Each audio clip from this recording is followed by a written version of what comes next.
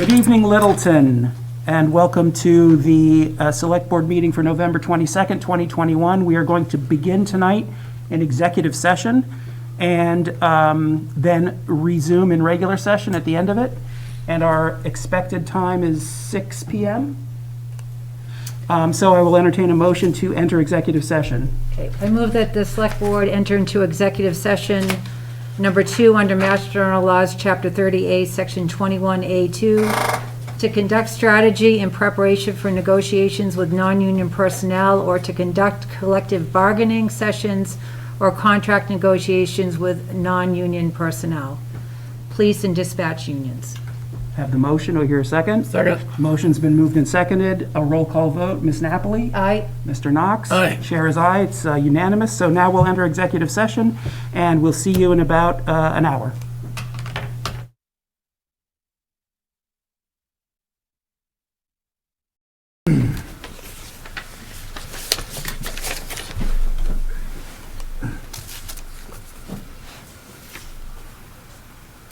Okay. Good evening and welcome to the Town of Littleton Select Board meeting for November 22nd. I'm Vice Chair Paul Glavy will be running the meeting tonight. We'll go through the agenda first, and we will begin with organization of the board, Pledge of Allegiance, read the mail. We have a presentation from the Littleton robotics team shortly. Then we'll have various department board updates and requests.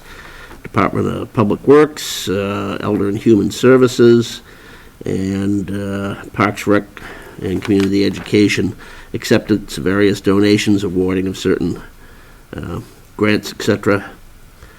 7 o'clock, public input, members updates. 7:10, we have various appointments to vacancies on appointed town boards.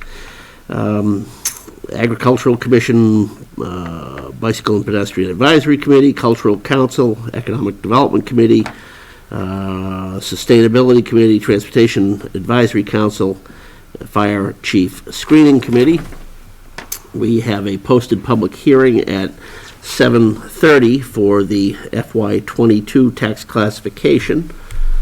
7:45, we have a joint meeting with the Finance Committee and School Committee with a discussion of the FY23 budget overview and budget calendar with an update from our town finance team.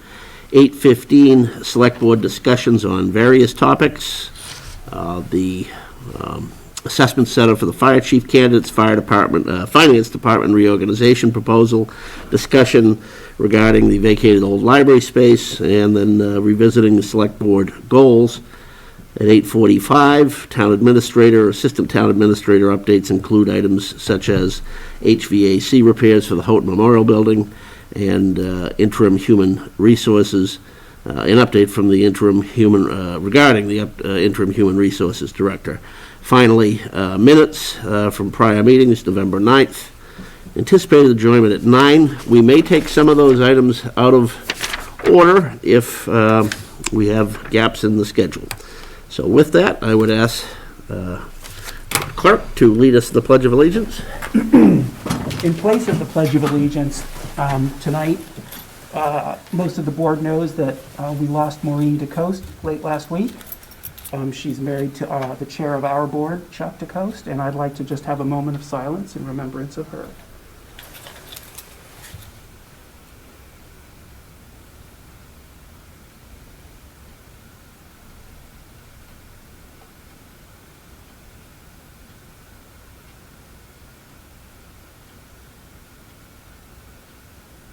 Thank you. Thank you for that, Matthew. All right. Anthony, we do have at least one other mail item in there that was in our packet that you wanted to There was. bring to our attention? Yes. Before we hear from the robotics team, I just want to remind the residents that this Saturday is Small Business Saturday, and it's really an opportunity to promote local businesses, whether it's buying gift cards, going to see movies. Certainly our businesses could use the help in getting through the pandemic. So shop local on Saturday, and every day you possibly can, but especially Saturday. They'd appreciate it. Okay. All right then. As we do from time to time, we are happy to have with us the members of the Littleton robotics team to wow us again with their latest accomplishments in various tournaments and such across the country. So I would just ask that whoever is leading off for the team and the presentation, please, for the benefit of the viewing audience, take the mic at the podium and introduce yourself, and then from there, the floor is yours.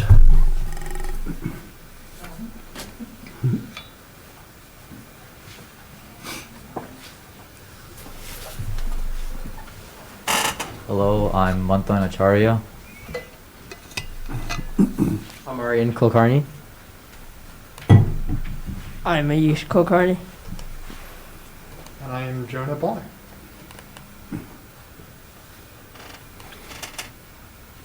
All right. I can flip through that. Do you want to do the presentation Yeah. and just tell me when you want the next slide? And Yeah, so we are FRC Team 6328. It is a high school team for 8th through 12th graders, and we work through a community nonprofit that works with students from surrounding areas. We've also started a FLL team for 4th through 8th graders, where they create Lego robots to complete challenges. All this work that we've done so far would not have been possible without the help of Chuck DeCoste and his help with connecting us with Patriot Beverages, who have graciously donated this phenomenal workspace. So thank you.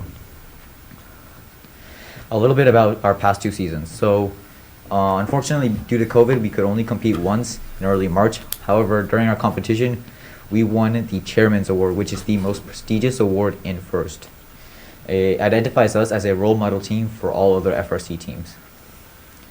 During our summer and fall, we adapted to holding our meetings online in lieu of being able to actually go in person, where we developed both our business and technical sides of the team.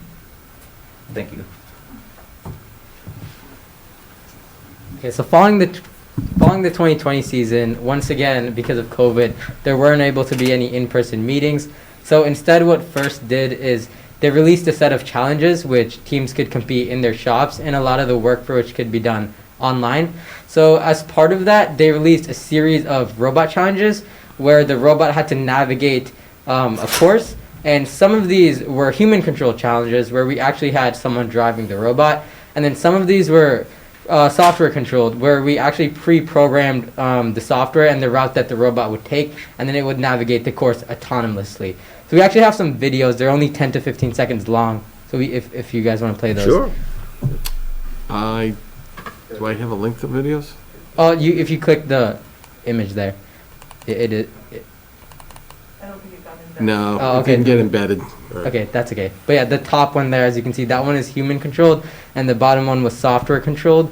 And some of these could be done they were both human controlled and software controlled. So it's really interesting to see that sort of competition between the human and the software, where our driver would maybe shave a second off in the course, and then the software team would get to work because they can't be beaten out by a human. So they would get to work, and then they would shave more time off. And that was really interesting to see that back and forth. And then another unique challenge that they introduced was the game design challenge, which was something completely unique and something we had never seen before, in which teams were tasked to develop their own FRC game from start to finish. Now each year Can you explain the acronym for me? FRC stands for First Robotics Competition. Thank you. So as I was saying, this was a completely unique challenge, and teams were tasked to develop their own from scratch. And every year when FIRST releases the new games, everybody has some comment on the game. So this year FIRST was like, you guys designed the game, you guys come up with. So as part of that, we designed and presented our own fully developed FRC game called Malware Mayhem. You can move on. So our 2021 season accomplishments. First of all, we won the New England Championship Chairman's Award, which, as Manthan mentioned, it's the most prestigious award in FIRST, and it made us a role model team for other teams in New England. We were also the skills competition winner for our robot competition group, and we also won the Excellence in Engineering Award, again in our robot competition group, and those were for the work we did in the robot skills competition. And then for the game design competition, we won the engineering award for the engineering concepts that we included in the development of our game. And then unofficially in the robot skills competition, and what that means is there was an FRC team who set up a global leaderboard where teams from across the world could report their own scores, and it would show up on this global leaderboard of many different teams. And on that unofficial leaderboard, we ended up being number 1 in New England out of 176 teams, and number 11th globally out of over 1,400 teams. So,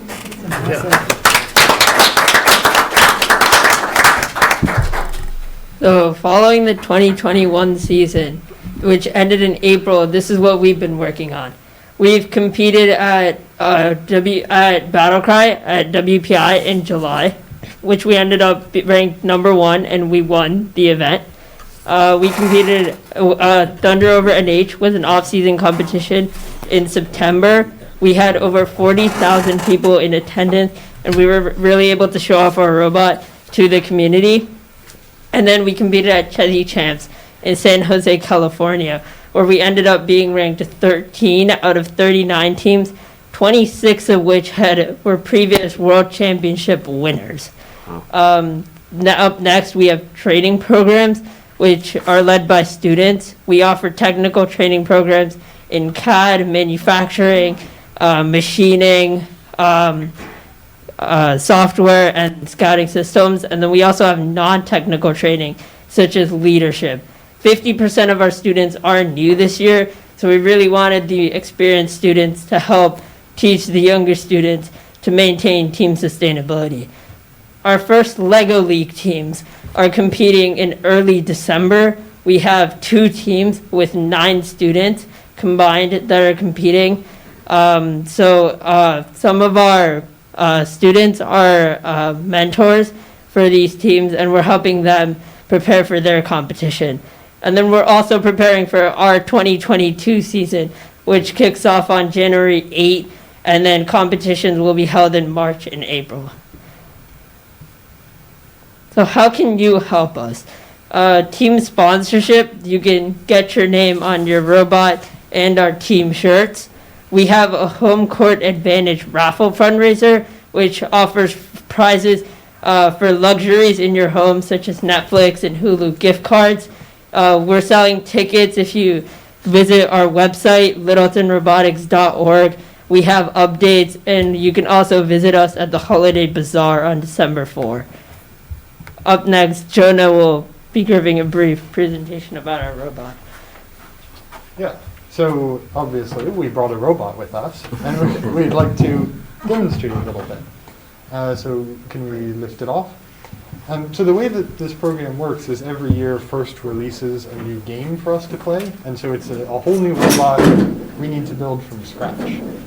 So this robot was originally for the 2020 game, reused for 2021.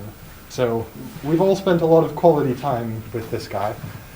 The basic, apologies for the noise, the basic objective of this game was to shoot the yellow dodgeballs that are in the robot right now into a target across the field. So you got points for how many and how accurately you scored them. Let's see. Oh no, shoot over there, shoot over there. We're shooting out towards the streets. Sure, yeah. Yes. And we've also toned down all of the speeds a lot here. So the way the game is played is in 2.5-minute long matches, 3 robots against 3 robots on alliances. Okay. Let's give it a try. Ooh, just grazing the ceiling. So in the actual field, these balls would be shot approximately 20 feet away into a target 8 feet up. And then on the front of the robot, there's a camera. It can detect the target, figure out where it is, and then there's a lot of software we wrote that'll auto-aim, calculate how fast to spin the flywheel, and aim very accurately. Okay. Impressive. That is impressive. I guess let's do another cycle, and then... There we go. Outstanding. That's terrific. Got to work on the catching a little bit. Yeah. And take them back in. Okay. All right, well, I'll tell you what, every time you come in, it's, whether it's you folks or some of your predecessors, it's just it's a moment of pride for the town when you step out into the world of robotics, and you carry the Littleton name. You do us a good deed, and you leave a positive image of the town wherever you go. In addition, you're building terrific skills and developing interest, hopefully, among some of your younger siblings and classmates to also get interested, and that can only lead good places. Well, actually, it could probably lead bad places, but hopefully none of that will happen. We actually, in recognition of your accomplishments, number 1 out of 146, or 176, excuse me, competing programs in New England, and 11th out of 14,000 internationally. The best we can do is to add to those glorious awards a humble proclamation from this board. So I'll ask our clerk, Matthew Nordhaus, to read that, and invite any comments from our colleagues as well. First, perhaps Mr. Knox, any... I just should very proud of what you're doing, and it's amazing when I see the accomplishments you can make. I look at that machine, I don't know how that you do what you do, but thank you very much for everything that you've done, and there's a lot of people that look up to what you're doing. It's fantastic. Mr. Napoli? Thank you again. Just to echo what Mr. Glavy said, always impressed every time your organization, your group comes before the board, and I'm impressed with what you showed us tonight, as well as demonstrations from your predecessors. And to echo what Paul said, you make us proud. You really do, and you represent the town of Littleton very well. And we're really very excited to see the competitions coming up, and wish you very well in those competitions, and we wish you the best. Thank you very much. Where were you when I was in 10th grade? It's just not fair. It's a very impressive machine, and clearly you've spent a lot of time and effort on it, and congratulations. Whereas Littleton Robotics was founded in 2016 as the first robotics competition high school team for 8th to 12th grade students in Littleton, and whereas Littleton Robotics operates through a community nonprofit working with students from all area communities, and whereas Littleton Robotics runs the first LEGO League teams for 4th to 8th grade students competing with LEGO Mindstorm robots, and whereas Littleton Robotics was awarded the 2021 New England Championship Chairman's Award, and whereas Littleton Robotics won the skills competition and received an Excellence in Engineering Award in the robot competition group, and received an Engineering Design Award in the game design competition group, and whereas Littleton Robotics is unofficially number 1 of 176 teams in New England and number 11 of 1,400 teams globally in the robot skills competition, now, therefore, on behalf of the town of Littleton, the Select Board recognizes the accomplishments of the Littleton Robotics team and extends very best wishes for continued success in all endeavors. Issued this day, 22nd of November, 2021, by the Littleton Select Board. Congratulations.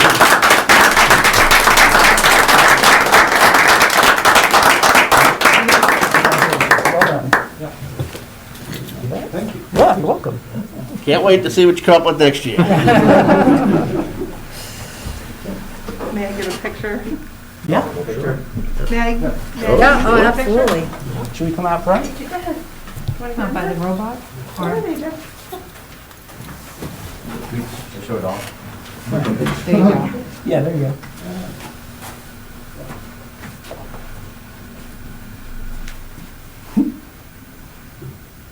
I'm smiling.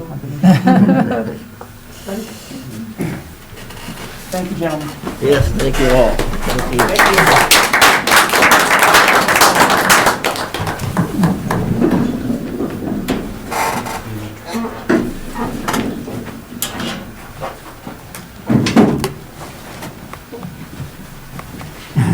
Still need humans for some things.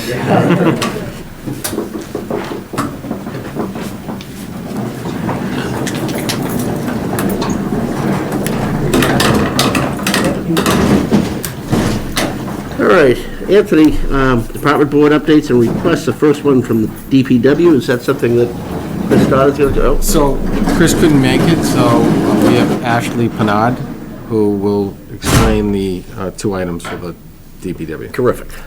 Hello. Hi, I'm Ashley Pedard. I'm the business manager for the DPW. I'm just going to be filling in for Chris. Yep. He's on vacation. So. Yep. So for the first item, it's the Recycling Dividends Program grant. This is a grant that we get annually. In the past, we've used it for the recycle bins that you see all over Town Hall. This past year, we actually saved it up and were able to buy 2 new roll-off containers. And that was really important for us, where we just started hauling our own trash from the transfer station.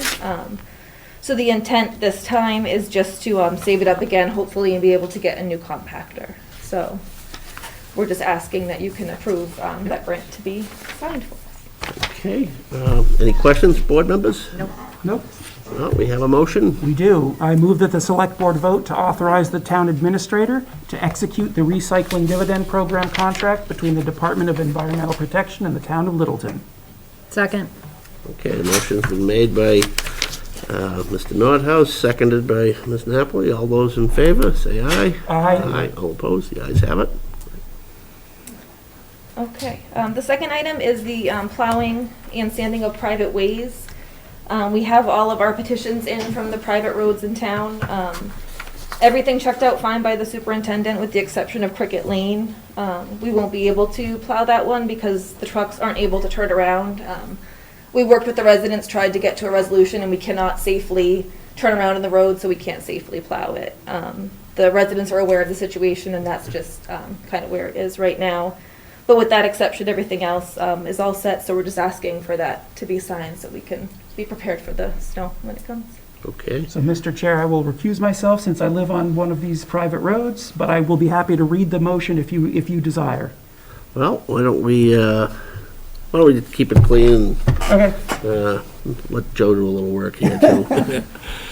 Move the select board vote pursuant to its August 28, 2000 policy on plowing, sanding private ways to approve the list of roads recommended by the Highway Department reported dated October 26, 2021 as follows. Approve without further conditions Barron Way, Countryside Road, Deer Run Road, Great Road number 504 through 512, plowing only. Green Needles Road, Neshoba Woodland section, Green Needles Road, the back half.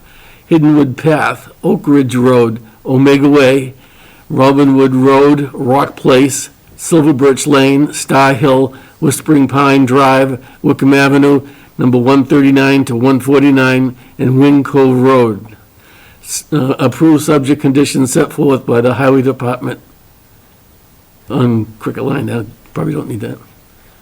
But no longer part of the motion? Actually, that shouldn't be part of the motion, right? Yeah, we just have those conditions and they haven't met them, so yeah, at this time, we're not going to be. Okay.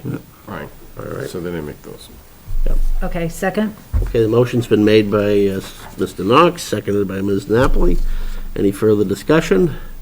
I'll add this in terms of discussion. Boy, years ago, it would be a public hearing in a packed room and a much longer list for this. So over the years, the Highway Department and now Public Works Department done a great job of working with residents to bring a lot of those roads into compliance and acceptance, and then otherwise deal with those that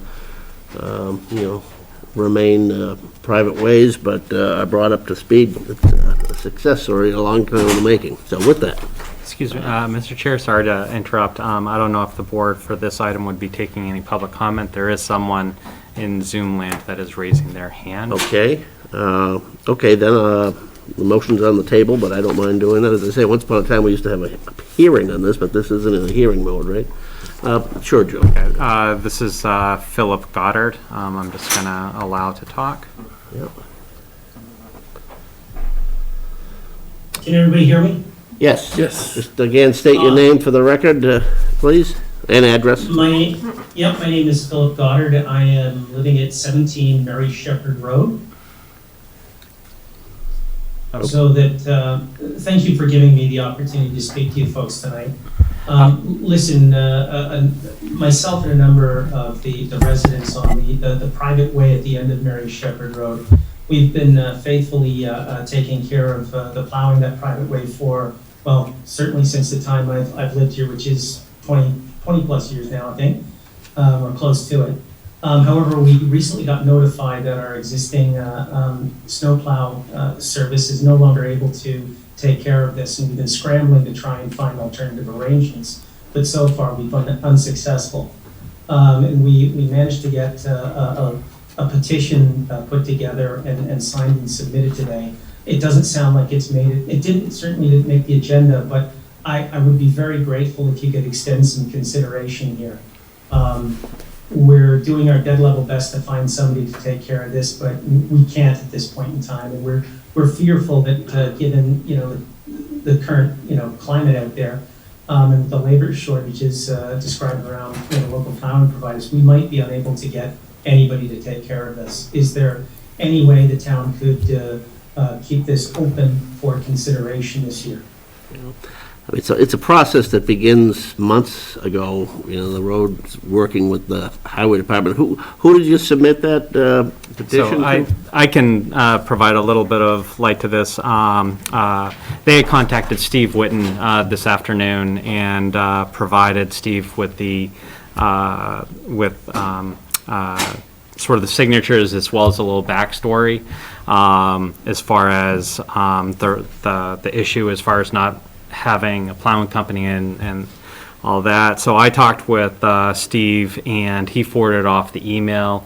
Question has come up really as far as it relates to the August 28th, 2000 policy with the select board, that for preparing for tonight's meeting did not have a chance to look to get information as far as when this private way was constructed. The policy does identify different things, so didn't have a chance to really examine the issue and present it to the board, never mind get it onto the agenda. I'm sure you heard that, Mr. Goddard.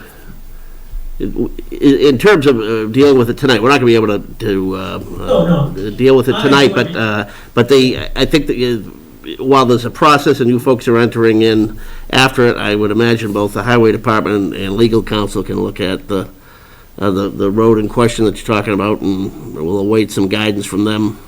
Right. Hopefully sooner rather than later, but I don't think it's fair for us to promise one way or the other on that. Right. I certainly appreciate that, and I respect the board's time on this at this point in time, and I know that we were late. We wouldn't certainly have waited this long to ambush folks. We were taken aback when our service provider had to back out at the last minute as well. So, as I said, I just wanted to recognize there's some mitigating conditions here. So I'm happy to take it up with the highway department. Yeah, we hear you loud and clear. It's in the right hands now, and the review will take its course, and hopefully legal can take a look at the status of the road, and the highway can look at the also look at the status of the road from a physical standpoint, and we'll be updated on that soon, I imagine. The one thing I can touch on for that is that it is written in the policy on plowing and sanding that if the road was not being plowed when the policy was put into place, that it wouldn't be. So as far as I know, I spoke with the superintendent this afternoon, and that's our stance on that, is that it doesn't meet the criteria because only roads that were accepted then can be added. So. Yeah, I don't want to just I appreciate that input, actually. I just don't want to get into a full-blown, this is all new to us, and we have a specific motion on the table before us right now for what has been presented, but rest assured, Mr. Goddard, that, that won't be dropped without any further review, but, we do have some policies that everyone has to adhere to. Anyway, we'll get back to that one, but we have motion on the table. Anything further? If not, I'll ask for a vote. All those in favor, say aye. Aye. Aye. Opposed and abstention? Okay, great. Recused, okay. Thank you, Ashley. All right, Anthony, what is next? Next up, we have Liz Trediak with yet another donation. Mm-hmm. Hello. Hello. Good evening. So I am here tonight with another unsolicited donation. This one is We know who you are, but for our television audience or whatever, and for the record, if you could just identify yourself, please. Sorry about that. Liz Trediak, Director of Elder and Human Services. Thank you. So we have a unsolicited gift donation specifically for the TREAD Fund, which is the tax relief for elderly and disabled. The gift is $931.59 from Kristen M. Grimes. This name is very familiar to me, so I did a little research, and I just wanted to acknowledge that Ms. Grimes has actually donated just over $11,000 in the past 4 years to specifically the TREAD Fund. So I just also wanted to make that acknowledgement to her generosity. So my request is that this fund be accepted, or this gift be accepted. Okay, great. And we do have a motion for that purpose. Unless there's any other comment from the board, other than thank you. Mr. Clerk? Move that the Select Board vote pursuant to Mass General Law, Chapter 44, Section 53A, and per its policy on solicitation and acceptance of monetary and non-monetary gifts for public purpose, to accept donations to the Department of Elder and Human Services from Kristen M. Grimes for $931.59 for the TREAD Fund. Second. A motion's made by Mr. Nordhaus, seconded by Mr. Knox. Any further discussion? All those in favor say aye. Aye. All opposed? The ayes have it. Thank you. Thank you very much. All right, Anthony. So the next item up is another donation, and that's to the Parks, Recreation, and Community Education. We have Tim Mikulski with us this evening. Good evening, Board. How are you? Hello, Tim. Oops. Got it. So thank you for seeing us tonight. My name is Tim Houski. I'm the Assistant Director of Park and Recreation, and the purpose for us being here tonight is to accept a generous donation to the Youth Scholarship Fund from Bobby Crench and his family under the Mighty Oak Fund. So annually, Bobby and the Mighty Oak Fund donate to the Scholarship Fund to the tune of a couple $1,000s, and we are greatly, greatly appreciative. This money that he donates each and every year specifically is tasked with providing opportunities to underprivileged youth and families who have fallen on financial hardships to be able to play in Littleton youth sports and do programs such as Camp Tattawan and anything else that might qualify under the Scholarship Fund. So tonight I'm here to ask that we approve and accept this very generous donation and thank Mr. Crench and the Mighty Oak Fund for their continual support of the youth of Littleton. Thank you, Tim. Any further question or comments from the board? Nope. All right, Mr. I Clerk. move that the Select Board vote in accordance with its policy on solicitation and acceptance of monetary and non-monetary gifts for public purpose to approve a donation to Parks, Recreation, and Community Education from the Mighty Oak Fund operated by Bobby Crench in the amount of $2,500 to PRCE's Youth Scholarship Fund. Second. Motion's been made by Mr. Nordhaus, seconded by Ms. Napoli. Any further discussion? All those in favor say aye. Aye. The ayes have it. Great. Thank you. Happy you, Thanksgiving, guys. Yes, yes, Thank you, too. All right, moving right along. Anthony, Yes. LCTV, we have So the next item, we're going to hear from Alan McCray from the Littleton Cable Advisory Committee on an update with regards to the Verizon cable contract. As you may recall, it was probably a couple months ago, a month ago, that Comcast, we came before the board and asked that you approve the Comcast contract. Verizon's been a little bit of a challenge, and Alan's here to update the board and the residents in town, which, as we know, it will not affect their Verizon service if they have it. Yeah, thank you. Alan McRae from the LCTV Advisory Group. Forgive me for reading this, but I want to make sure that I don't miss anything. This year we've had an unusual situation where both our cable license contracts came due in the same year. A second renewal for Comcast, which we just signed, and a first renewal for Verizon. They had a 15-year first license. We did our formal assessment of each one of the company's past performance, and we did this in tandem, but we chose to negotiate with the two companies one at a time. We met with Comcast first, and you signed a new 10-year lease with them just back in early September. On September 30th of this year, we sent a license renewal proposal to Verizon. This was in response to their asking us, they're telling us that they wanted to renew the license. So we sent it to them. It was essentially the same terms that we settled with on Comcast, to make things simple.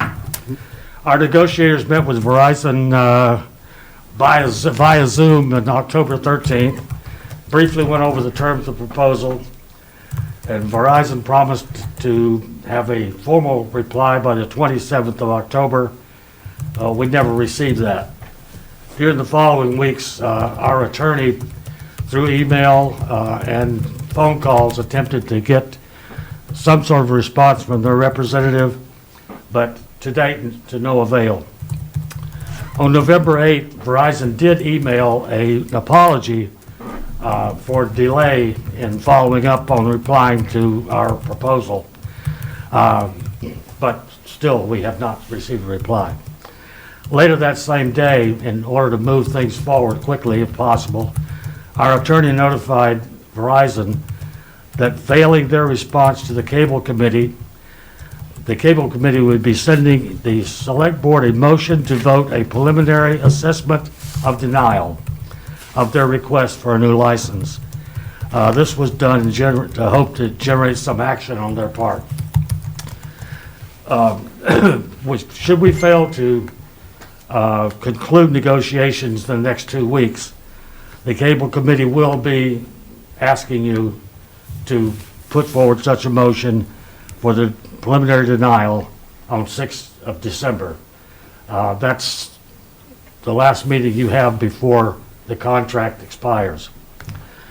The town is taking the action to do this to comply with both the state and federal regulations relative to a cable license. By law, an original license such as the one Verizon has cannot be extended. Upon expiration of the license, there must be either a new license or a denial must be issued by the town. We want to ensure that the town complies with all regulations. Fine motor skills are going, guys. Our attorney assures us that as a practical matter, nothing is really going to change after we send us the denial. Verizon will continue to provide their services to the town subscribers and will continue to negotiate with them. However, Verizon will then be doing so without a valid license, so we hope that this might provoke some sort of action from them. Neither the town nor presumably Verizon wants to discontinue services to the community. Despite the foregoing, the cable committee still is hopeful that we get an agreement before the license will expire. And we also wanted, not only as a warning order to you folks that we would be coming back with this if we don't get something from them, we want to assure Verizon subscribers that Verizon's not leaving the town. You still are good with your individual subscriptions to Verizon, both for cable and any of the other services they're doing. And with that, your questions. Okay. I would caution that while that, and this is for the board or public if they're interested, that appreciate the update, but if we got into anything more detailed about negotiations, that, since it is a legal matter, it would be subject to executive session. That being said, well, it could be, depending upon the subject matter. That being said, in a general sense, knowing that our legal counsel that's retained by the town for you folks also represents a number of communities across the state, do you have any information as to whether the situation we're going through is similar or in other towns, or is most everybody's having. Verizon, when we negotiated the original contract with them 15 years ago, it took forever. Verizon is corporate central. Everything has to go back to corporate if you change a comma. So this is nothing new. Right. It's just that we're bumping up against rules and regulations now, with time being short. And we did talk with Tom Harrington, was also part of the discussion we had, whether or not something like this should be an executive session. They told us it can't right now, that it had to be an open session item. But to your point, is something, and we're advised differently, we would go into executive session. We're just we're not discussing the terms of Right. what's being negotiated, but I wanted to give you an update.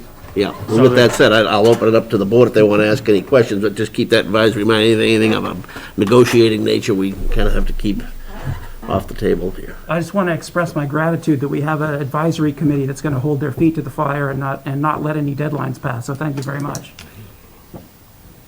Anything else? I'm all set. Actually, I'll open to, the crowd, if there's anyone interested here or not. Otherwise, know that we're being well-served, and hopefully it'll come to a positive end sooner rather than later. All right, we'll keep you updated. Thank you. Thank you. Thank you. Okay. Public input and members' updates. I will remind the public that we have a 10-minute scheduled period for that. Speakers are allowed to speak for no longer than 2 minutes. And speakers addressing the select board are required to do so from the podium, provide name and address for the record, and all comments must be through the chair. So, anybody here for public input? Joe, anybody out there? I do have Nicholas Peregrino has his hand raised. Okay. Well, we'll recognize him. He may want to talk regarding committee appointment. So we'd want to hold that off. Well, yeah, I recognize the name of somebody who has applied, but let's let him ask that question. Okay, so he should be able to speak now. All right. Can you guys hear me? Yes. Hi, I'm Nicholas Pellegrino. I live at 42 Manchester Drive. I just wanted to introduce myself. I will be taking over the chairmanship of the Transportation Advisory Council from Gary LaCroix. He asked me to attend tonight just to watch the confirmation of the new members. So I just wanted to introduce myself, and if you guys had any questions, feel free to ask. But thank you. Thank you for the introduction, appreciate that, and if there are questions along those lines, we'll do that during the appointments agenda item. So stay tuned, that's coming up pretty shortly. Thank you. Yeah, any other public input? If board members, I'll start. Ms. Napoli? Okay, I have a few, if the board will indulge me this evening, thank you. So I just wanted to give the board an update on the Nagog Hill Orchard Ad Hoc Working Group. We have been meeting weekly. Mr. Glavy and I are the board's appointees to that committee. It's a great group, and we are making some progress. We've compiled a list of contacts and resources that committee members have gathered to date. We're coming up with a timeline of action items that we're working on with Mr. Layden is also helping us with that initiative. And we're also crafting an email that we're going to be sending out to prospective orchardists or whoever has come before us to offer our assistance with the orchard and doing an inventory of the fruit trees, kind of going block by block at the orchard. So it's very structured, the process going forward. We're putting all that together, and we're planning on having a more comprehensive update for the select board at one of our first meetings in December. So I just wanted to get everybody up to speed on that. The other thing I wanted to mention was that I did reach out to town council, and I just asked for him to give me some guidance or clarity on the appointment of a health agent. And that was really just for my informational purposes only. And so he did explain to me how that process would work. He did say that if Mr. Mullen or any members of the Board of Health or HR had any questions, he would be available to offer them some guidance on how to move forward with creating that position. So I just wanted to mention that. A prospective business owner had reached out to me about inquiring about a liquor license. He's looking to open a new business at the Point. So I had reached out to Diane Dickerson and asked her just about the availability, the number of licenses that we have in town. She got back to me with an update, and through that conversation, we started talking about Littleton's population. And if the board recalls, a few meetings ago, there was a conversation between the town clerk, who had indicated that her number is different, for our Littleton's population, differ from the state's numbers. So I had asked town council during our conversation about that, and just, how do we figure that out? Because it's really important that we know what our population is. He did advise me that really it's what the state numbers are what govern in a situation like that, and that if we as a town or as a board want some clarity on what our population is, if we are disagreeing with the state's numbers, and we really need to write a letter to the state and let them know that we're in disagreement with the numbers that they're providing to us. So I wanted to just mention that to the board, because I think it's really important that we do have a definitive handle on what our population is, because it does impact things such as liquor licenses, and there's certain other things that we need to do when we reach a certain population. So I just wanted to mention that to the board, to see that's something that we can discuss with the town administrator and the town clerk to see if we want to do such a letter. The other thing that I was going to mention is space needs.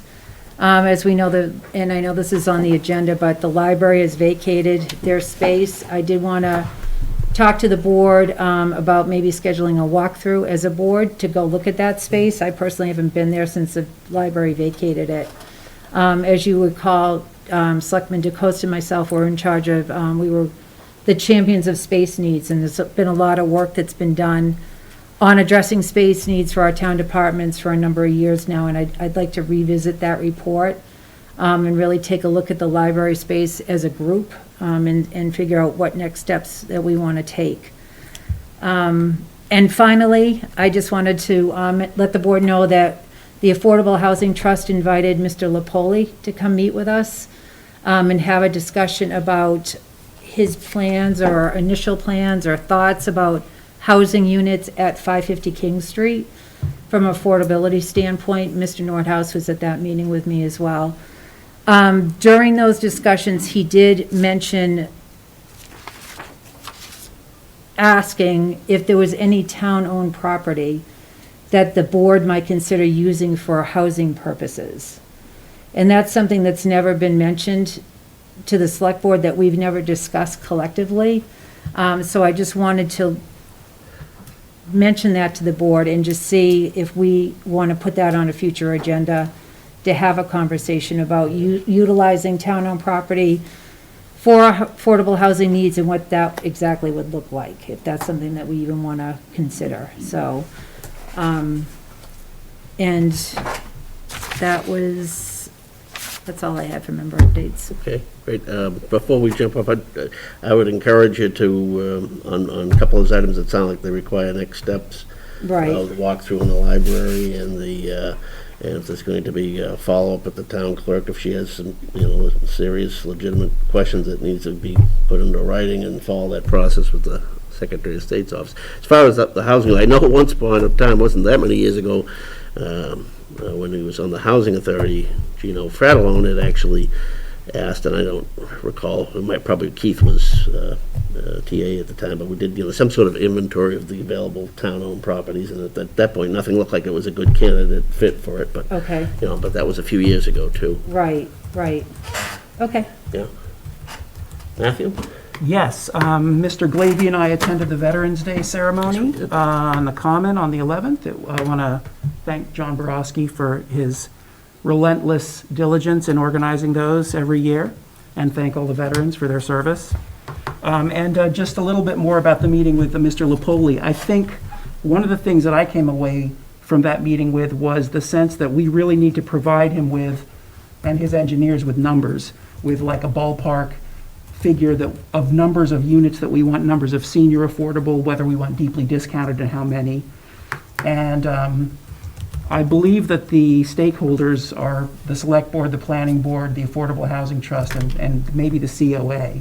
And it could be that a joint meeting with those four to discuss it would be a worthwhile endeavor, and we could perhaps hammer it out in one night rather than going back and forth a bunch of times.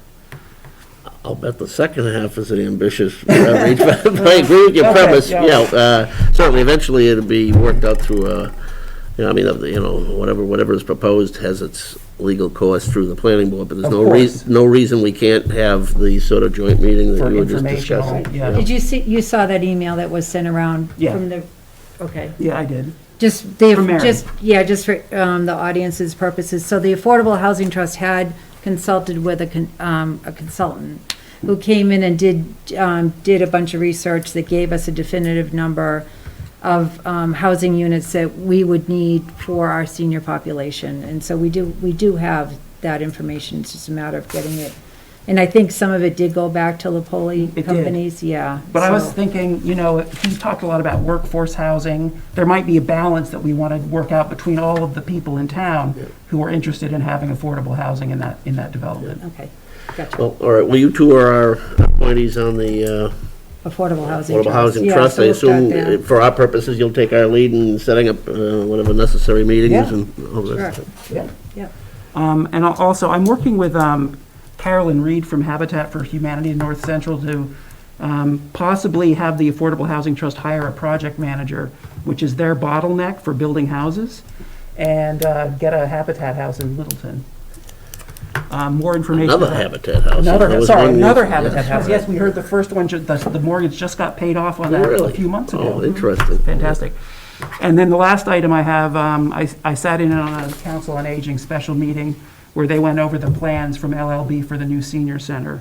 And there were a bunch of questions. Liz answered all of them immediately and completely, and I gotta say that they were, I would say, extremely enthusiastic about the design. So that was actually a Terrific. lovely meeting. I'm all set. I was gonna say, how do you top that, right? I'm in the same boat as Joe, so these, we've all been busy, but Cindy and Matthew have covered it. To my, anything I needed to address has already been brought up. Thank you. All right, Anthony. Talk you through appointments? Yes. So- Well, let me, as a preface on this, just to the people who might be interested in a particular position. So we have a number of vacancies, most of which are non-controversial because there's only one person seeking one spot.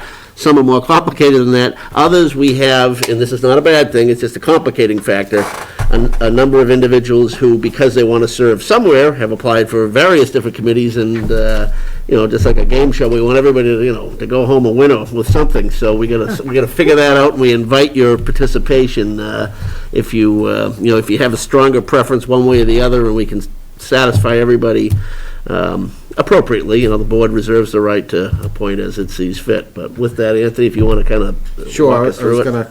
was gonna mention that, but thank you. So the first appointment you have is to the Agricultural Commission, which the AgCom did vet the two applications. They've determined that they don't believe that those, while they appreciate their interest, they don't believe that those fit the criteria, the farmer criteria, and asked at this point not that those be appointed and to continue to seek out somebody that does meet that criteria. Well, that probably requires, for the novice, a little bit further explanation. Some of the appointments we're making here tonight are just at board-created committees. Others are statutory committees in the law, and others are bylaw committees and have specific criteria, as you alluded to. And on that particular committee in question, the Ag Commission.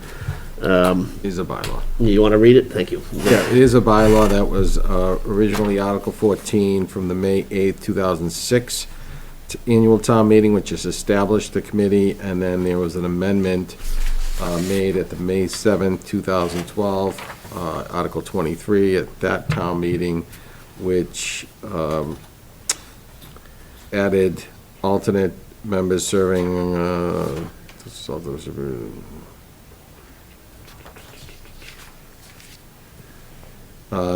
the commission should reflect the diversity and scale of agricultural business, the diversity of the scale of the town's population to serve and encourage the next generation of farmers. In filling the vacancies, the Board of Select Board shall invite the recommended commission and shall, in the first instance, consider any alternate members that may apply. It is our appointment, ultimately. Yes, that's good, thank you, Matthew, I was going to mention that. But, as it says, that not less than 4 members shall be or have been engaged in farming as defined in law, so there is a legal definition of it. But it is the board's discretion as to how that's applied. And we do have 2 applicants? We have for 2 two positions, applicants or for 1 two- position? We have 2 applicants for 1 position. All right, and this, in fact, is one of the agriculture, those that have to be, by our bylaw anyway, engaged in active farming. Correct.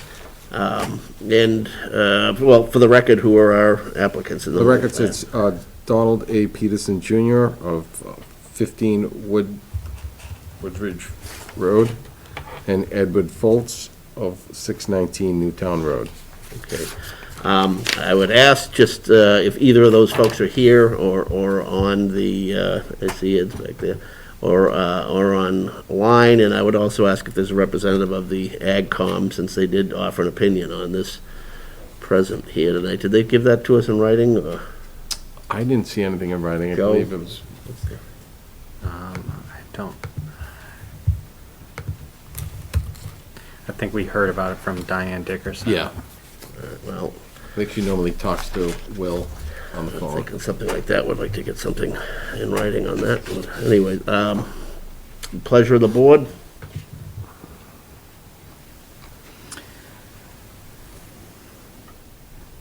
I would think at this time, we'd take the recommendation of the Yeah, Agricultural exactly, Commission itself. right. Yeah, there has to be one more farmer on it, and I don't believe either of those applicants strictly qualifies as a farmer. Yeah. I will in a moment's time give those, either of those folks, if they wish to, a chance to speak to that, but, and I don't disagree with the trend here in the board, but I would say, you know, if the AgCom's gonna be making the recommendation, we should be getting something in writing that speaks to it, so they give a justification for it, or at least somebody should be here to speak to it on their behalf. Right, yeah, I agree. So, with that, I know in the audience, Mr. Foltz is here, if you wanna come up and, if you do, I mean, you don't have to, but if you do, please identify yourself and your name and address. Ed Foltz, 619 Newtown Road. One, define farming, because I am an active gentleman farmer. I have five horses, 6 goats, about 1,000 ducks, and several geese, et cetera, et cetera, et cetera. So defining farming, if you're talking strictly, you plant things in the ground, you take them out of the ground, no. But you have to be careful about the definition of farming, because farming is more than just crops. So that's my one observation. The other is, I'll go with what you guys decide, but it would have been nice to know in advance that that the recommendation was not to accept, so that I didn't take my time to come. I think that's rather rude of the Agriculture Committee. Fair point. I think we just found out today. We just got 424. We got this email from Diane Dickerson, so we didn't really have any advance notice. Well, 424 was, you know, We budget. did As long as ask- I checked my email, I would have known. Yeah, we did ask Diane to But reach out. that's just a point of courtesy. I'm not trying to, Yeah. you know, get anybody Yeah, I think upset. that's fair, Ed. But beyond that, like I Apologize said, for the that piece of definition it. of farming is the only thing, and the Yeah. reason that I was interested is because I want to make sure that we protect our farmland. And we do have more than just the, you know, farmers. Yeah, well, I would point out, too, that the structure of the committee, and again, it's a bylaw committee, so it's not at the whim of the board to change that part of it, although it could be changed at town meeting. It doesn't include exclusively farmers on there, but there is four positions that are reserved for that. There are positions, other positions, none happen to be vacant at the moment, yeah. for the people who are not actively engaged in farming. And the definition that is in use here is Mass General Law, Chapter 128, Section 1A. So there is a legal definition that's followed. I find it hard to believe that that legal definition would exclude animal farmers. But again, I'm fine, you know, the board doesn't want to go with it, I'm not getting upset, I'm just, let's not limit ourselves. Actually, I have a comment. Sure. So I was not aware of your avid animal farming prowess. You're probably the only one in town. The cops know us very well. Oh, I'm sure. And so I would argue that, you know, absent looking at the actual statute, Mr. Foltz here would be qualified to be on the board. And I would be happy to appoint him. And I can look up the statute right now if we want. Only out of curiosity more than Yeah, anything, if you okay. can. I don't know if any of them. Do you have it? I've got it right You here. do? Okay, what does it? Yeah, actually- so it's section 1A, correct? Yes. Farming or agricultural shall include farming in all of its branches and the cultivation and tillage of the soil, dairying, the production, cultivation, growing, and harvesting of any agricultural, floricultural, or horticultural commodities, the growing and harvesting of forest products upon forest land, the raising of livestock, including horses, the keeping of horses, as a commercial enterprise, the keeping and raising of poultry, swine, cattle, and other domesticated animals used for food purposes, bees, fur-bearing animals, and any forestry or lumbering operations performed by a farmer who is hereby defined as one engaged in the agricultural or farming as herein defined, or on a farm as an incident to or in conjunction with such farming operations, including preparations for market, delivery to storage or to market, or to carriers for transportation to market. So the one thing I hear there is commercial. Yeah, that's the business. That's Because I what also caught my forgot to ear as mention we well. have bees. What's it, you have bees? I forgot to mention we have bees too. You sell honey? We don't sell the honey, no. It's strictly for personal. Yeah. But regardless, like I say, I'm okay.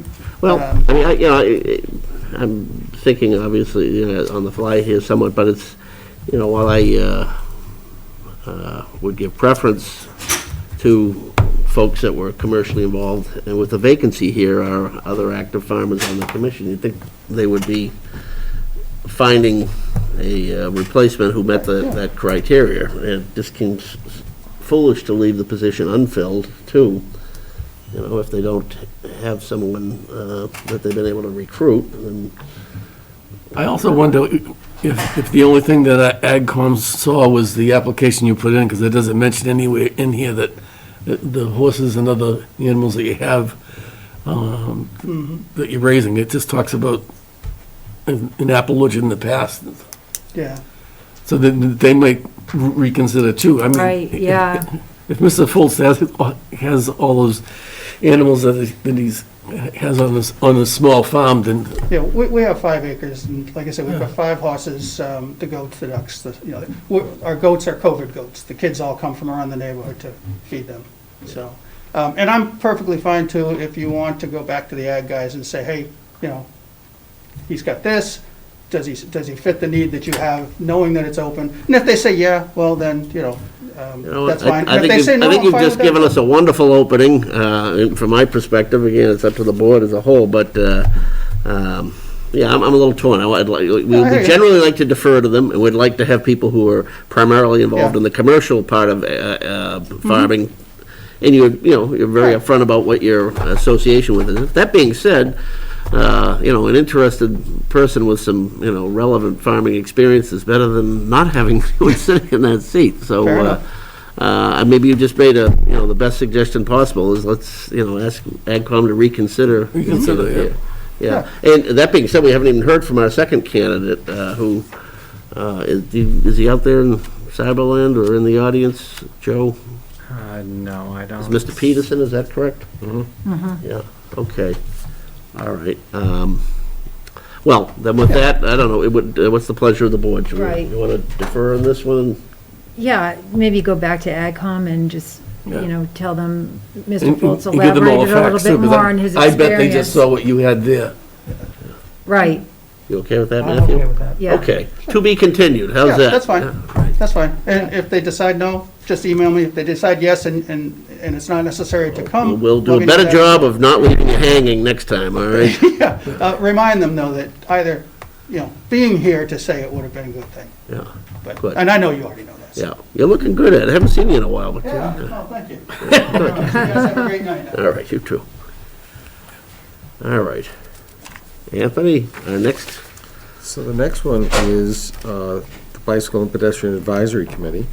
And we actually have 2 appointments, of 2 vacancies, and we have 2 residents that submitted their names, although to what you were stating earlier, Paul, Michael Guar did put in for several committees, so I'm not sure if he has a preference.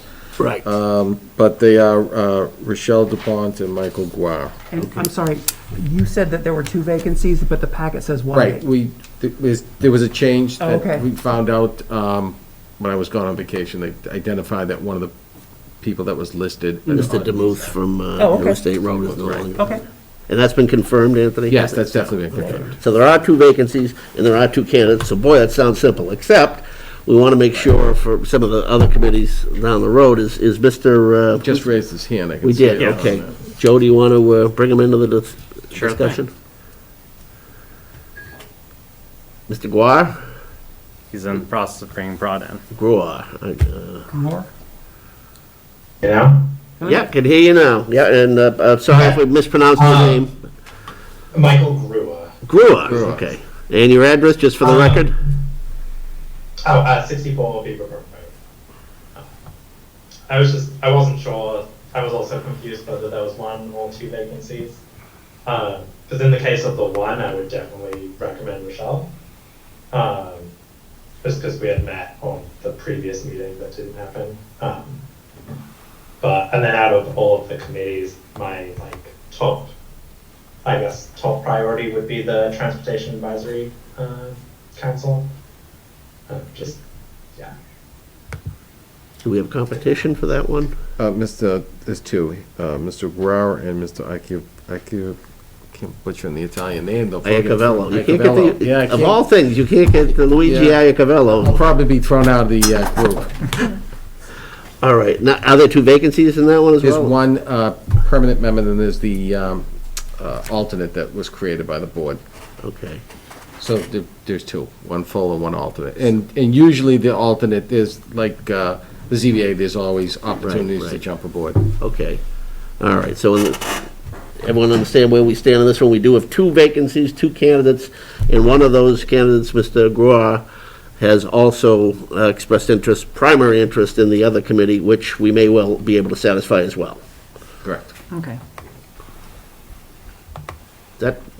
Okay, so in the eventuality that we perhaps may be appointing him to 2 committees, is that something you would want or not want? Do you want us to choose for you, or do you, would you serve in 2 capacities? It sounds like there's some relationship there, too. We've always encouraged the Transportation Advisory Council to work with the pedestrian, bicycle and pedestrian Right, yeah. committee anyways. In fact, do they even have a designated seat on there from that committee? I believe they do. They do. Yeah, Sure. my office. You want to identify, yeah, sure, thank you. Come on up and identify yourself. I'm Rochelle Dupont. I'm the other candidate Yep. position. We were going to get to you. No, I just wanted to say there is some precedent for having one person serve on both committees, is my understanding. Okay, One great. of the one of the people who resigned from the committee did serve on both. Right. Okay, great. All right. Okay. So they actually have 2 representatives on there. One of them was Mr. DeMuth, who did Right. resign. Oh, so that would, so if he was filling Mr. DeMuth's spot on the one committee, Mr. DeMuth was also the representative, okay. Yes. All right. Okay. Does everyone get all, anyone want any further comment? We do have your letters of interest, the form rather. If you wanted to add anything, we could certainly Did we open to hear that. from Mr. Grill whether he would serve on both? Oh, did you answer it? I was about to. And? My understanding is that the Transportation Advisory Council is roughly once a quarter or once every 2 months. So in that case, yes. If it were more frequent, it would have to be 1. Okay. But Terrific, good. Then why don't we, I'll entertain a motion then. Unless there's anything further, we have 2 candidates, two vacancies, and, Then we have to jump into the public hearing after this. all right, yeah, we're ready, Okay, yeah. so, I move that the select board vote to appoint Rochelle Dupont and Michael Grua to the Bicycle and Pedestrian Advisory Committee for an indefinite term. Second. Okay, the motion's been made by Mr. Nordhaus, seconded by Mr. Knox. Any further discussion? All those in favor signify by saying aye. Aye. Aye, all opposed? The ayes have it. Congratulations. You do have to get yourself sworn in by the town clerk, which you may or may not be aware of, but great. And as Anthony just reminded me, we're going to have to jump out of the appointments process, as exciting as that is, because we have a public hearing, which I've allowed us to blow right by the the hearing time for, but I would ask our clerk to read the hearing notice. Get there, please. Yeah. And then one for Anthony. What's one for Anthony? What, the Just- handouts? Oh, okay. Sorry. So many appointments.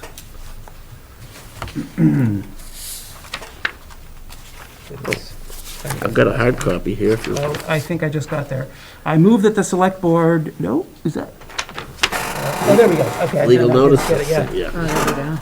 The Littleton Select Board will conduct a public hearing under Massachusetts General Law, Chapter 40, Section 56, on Monday, November 22nd, 2021, at 7:30 PM in Room 103, Littleton Town Offices, 37 Shattuck Street, Littleton, Massachusetts, on the issue of allocating the local property tax levy among the 5 property classes: residential, open space, commercial, industrial, and personal. In preparation for the November 22nd, 2021 classification hearing, the Select Board and Board of Assessors will conduct a public information session on Monday, November 8th, 2021 at 7:30 PM in Room 103, Littleton Town Offices, 37 Shattuck Street, Littleton, Mass. In addition, the public hearing can be viewed live on LCTV or online at littleton.vod.castus.tv/VOD. All interested persons and/or parties wishing to be heard will be afforded an opportunity to be heard at both the November 8th public information session and the November 22nd, 2021 property tax classification hearing. Comments thereon may be submitted in writing to the Select Board, Town Administrator's Office, 37 Shattuck Street, Littleton, Mass. 01460, or by email to selectboard@littletonma.org before noon on Wednesday, November 17th, 2021. Littleton Select Board, Charles DeCoste, Chair. Okay, are you making that in the form of a motion, Mr. Clerk? I move That we open the hearing? to open the hearing that I just described. Second. Okay, so a motion's been made by Mr. Nordhaus, seconded by Ms. Napoli to open the tax classification hearing. Any further discussion? All those in favor signify by saying aye. Aye. Okay. So, in hearing mode, I propose that we first hear from the finance team, the assessors office specifically. We did get we appreciate very much the information session at our last meeting and the presentation made then, and I think we'll look for, unless things have dramatically changed, a recap of that somewhat tonight, and then we will open it to public input, as we usually do, board discussion, and we will close the hearing, and the board will go into a deliberation after we've got all the information we want to get. So with that. Excellent. Thank you. Anthony, anything you want prefatory? No, that was okay, perfect, thank you. Sean? Sure. So, Again, for our crowd, we're wondering who the big handsome Yeah. fella is up there talking to us. Sean O'Brien, Town Treasurer. great. Just to give a kind of quick recap of the tax rate information session that we had on the meeting on the 9th. The biggest takeaways are that the residential values have increased by about 7% from a value standpoint, and the commercial, industrial, personal property has decreased by a similar amount.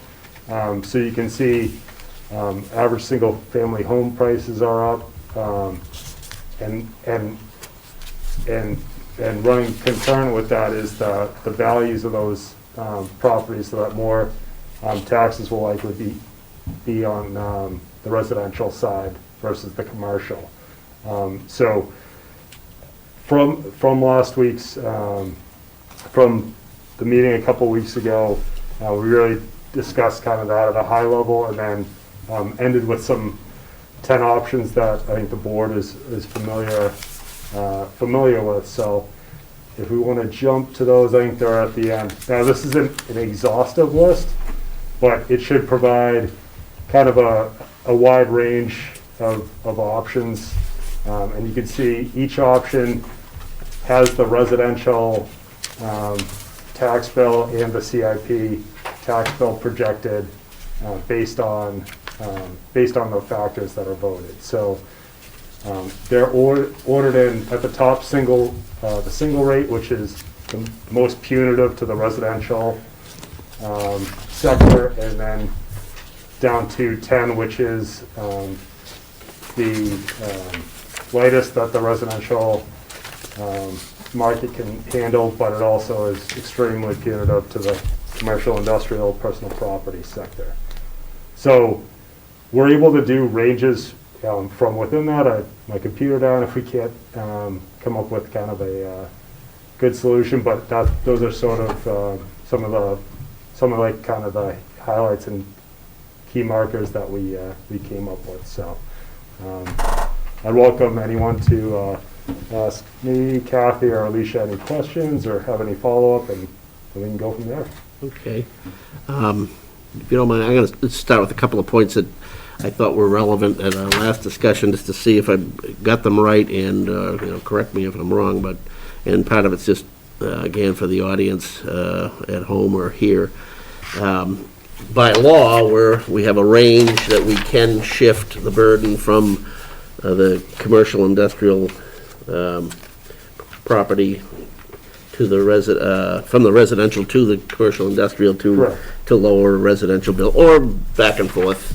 But it's within those bars. The single rate that you referred to is if we had the exact same tax rate for residential and commercial, which I think as long as we've had this option under Proposition 2.5, we've always instituted some measure of shift and adjusted it depending upon what the forces were out there, if we were trying to give a little relief to the commercial properties in particular bad years, etc. One thing I was struck by, because I don't think I've ever seen this, is that the dramatic increase in valuation on the residential side, coupled by what we're experiencing with the closure specifically of the IBM business at 550 King Street, is enough that even if we wanted to maintain the tax, the relative tax assessments as they are currently, the numbers have skewed so much that the chart doesn't even allow us to do that. So bad news is, even if we went to the farthest extreme on the chart allowed under law, which is a 1.5% shift of the burden, it wouldn't even make up for the change in that, right? I mean, that's correct. So I think what we've kind of experienced looking back, past several years, especially pre-COVID, before, because of the assessment schedule lag on the calendar year, we've seen tax bill increases around $300 to $400, on the residential side, for the average single-family home. With this, because there was an exact 2% shift from commercial going down to and residential going up 2%. Well, it sounds like a small amount when we're talking about billions of dollars in valuation. That's how it kind of plays out in the math problem on here. So the big takeaway is any relief provided for the residential is very heavy-handed on the commercial. So that's where it gets difficult, whereas to find that kind of balance point that recognizes that, tough times that some of the commercial businesses have experienced, but also being, cognizant of the homeowners and the residential market that are also dealing with difficult times too. So I don't have a good solution from that, but we try to lay out some options that at least make it a little bit palatable and somewhat equitable between both of them. So.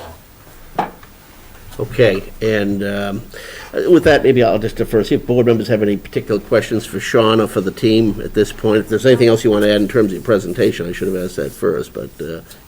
everything's similar to the last time, so thankfully everyone kind of worked together and put it together and kind of got it out there, so I think we're all set from staff's standpoint. Okay.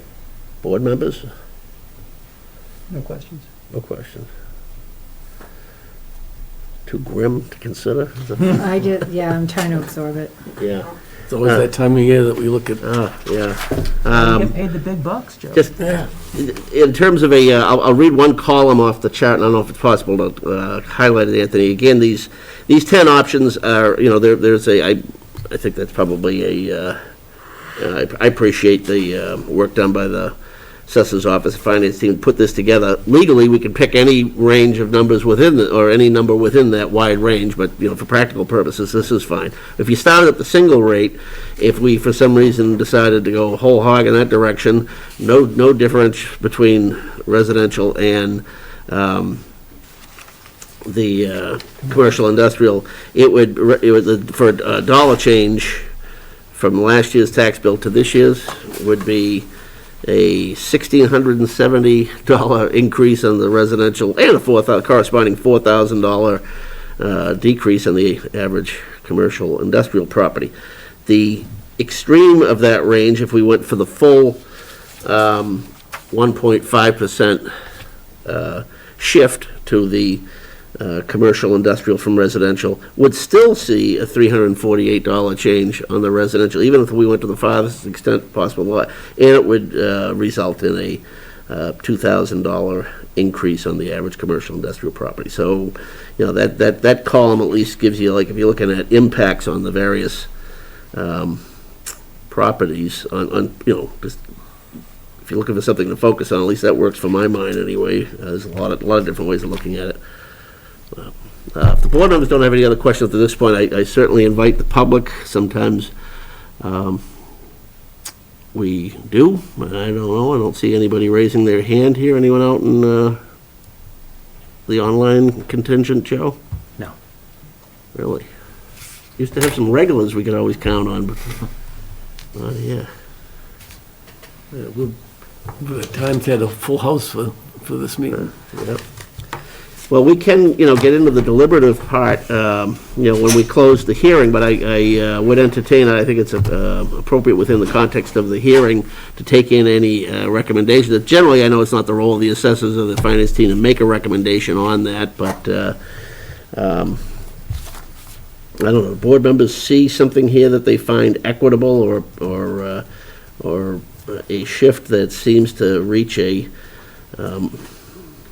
somewhat more palatable end result than some of the others? I would say there's a couple choices that are less bad.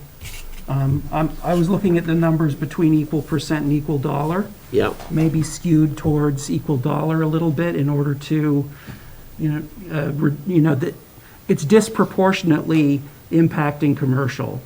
And I guess we could shift it towards equal dollar, maybe not all the way towards equal dollar, but try to reduce the increase a little bit from the commercial, because coming down $100 in the commercial only goes up about $10 on the residential. Right. So I And don't want those are option 3, and the range is option 3 to 7, right, just to kind of focus. So like around 1.4, 1.38, 1.4 would be just about equal dollar. I mean, that's still, 1.41 would still be $900 increase for commercial, which is not insignificant. Right, and it would be a... But that was my thought process, I guess. Would that be, are you talking about option 5? I'm talking, 5, like 4 or 5. Yeah, okay. Yeah. I have just about the same feeling that you just talked to it, because that's one of the things that I circled to try to make it equitable as much as possible.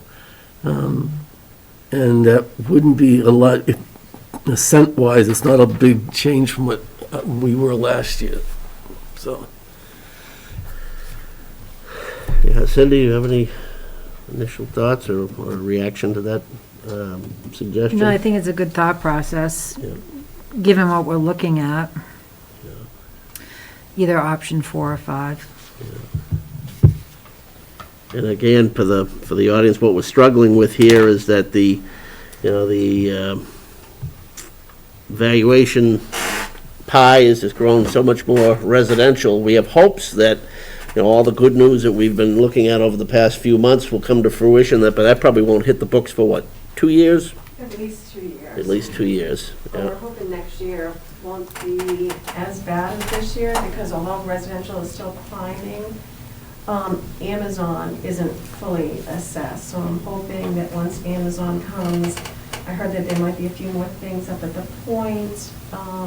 So I'm hoping that next year the shift will be, commercial industrial will take up a larger percentage of their burden than they did this year. And again, that's Kathy Miller, our chief assessor for the town. Yeah, I was just gonna say that, name and address.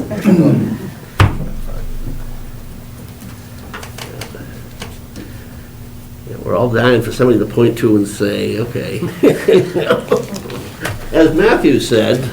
I'll take Yeah. all No, the old guy, you know. No, look, I think, it's the same exercise we go through. Unfortunately, the numbers are more grim this year, at least in terms of what, in terms of relief we're able to provide residents without croaking the commercial corridor. So I'm largely sympathetic too to, like, probably option 5 would be the one that I'm more inclined to go of the.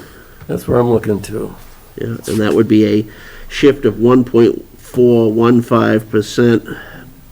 Dollar change averages of the residential of $576, and on the CIP of $968. Basis change from of almost 6.7% for residential and a 5.94% on commercial.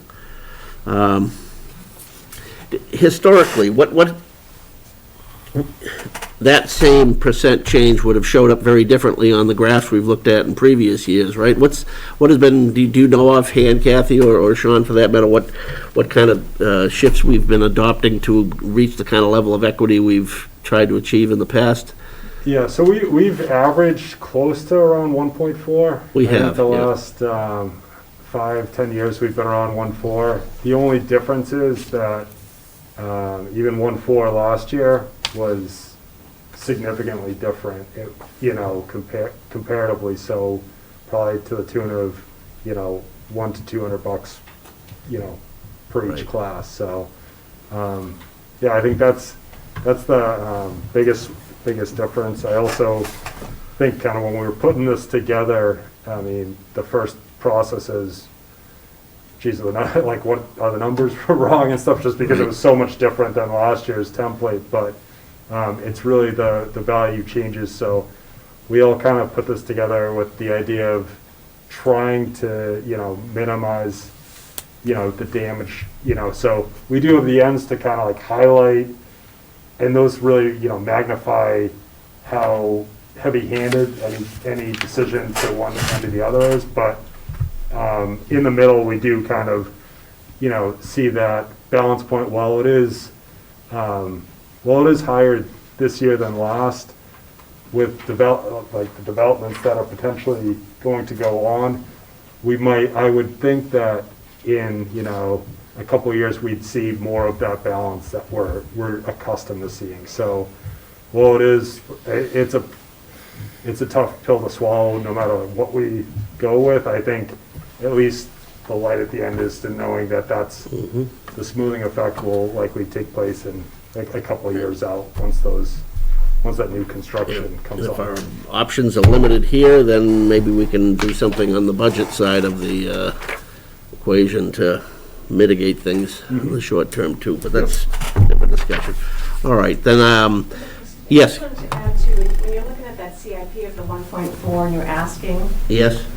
the shift over the right-hand corner where you see 10.52, this one's easier to digest. That's how much percentage of the residential burden you're shifting to commercial. Okay. Which sometimes makes more sense than when you're talking about the CIP factor. Fair enough, yep, but it's the CIP, the reason I focus on that is that's the number we actually have to vote, right? But you're right, from a perception, the shift is really what, so it'd be like a 10.5% shift of the valuation pool from the. But you're actually voting on the minimum residential factor. So how the equation works is they actually look at the burden of the CIP, and commercial industrial can't go over more than 50% of what their burden is. Right. So you kind of back into that minimum residential factor. So the equation is really backing into it. But it's the minimum residential, that first number, that 0.89. Yep.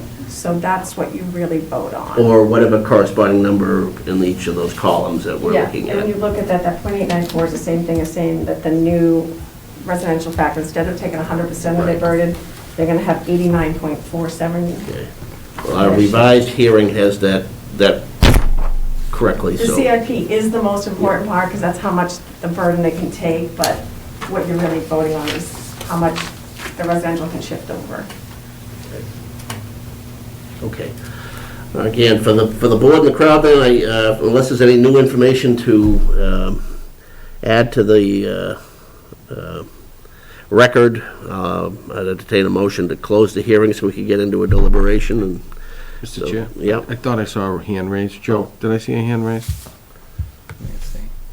Yes, we do. We have Kathy Stevens. By all means. Ms. Stevens, if you want to just speak and identify yourself and your address. I actually hit the button by accident. We almost had a customer. All right. Yeah, my cat was walking across my. We know that world, yeah. Okay, good. Thank you, Kathy.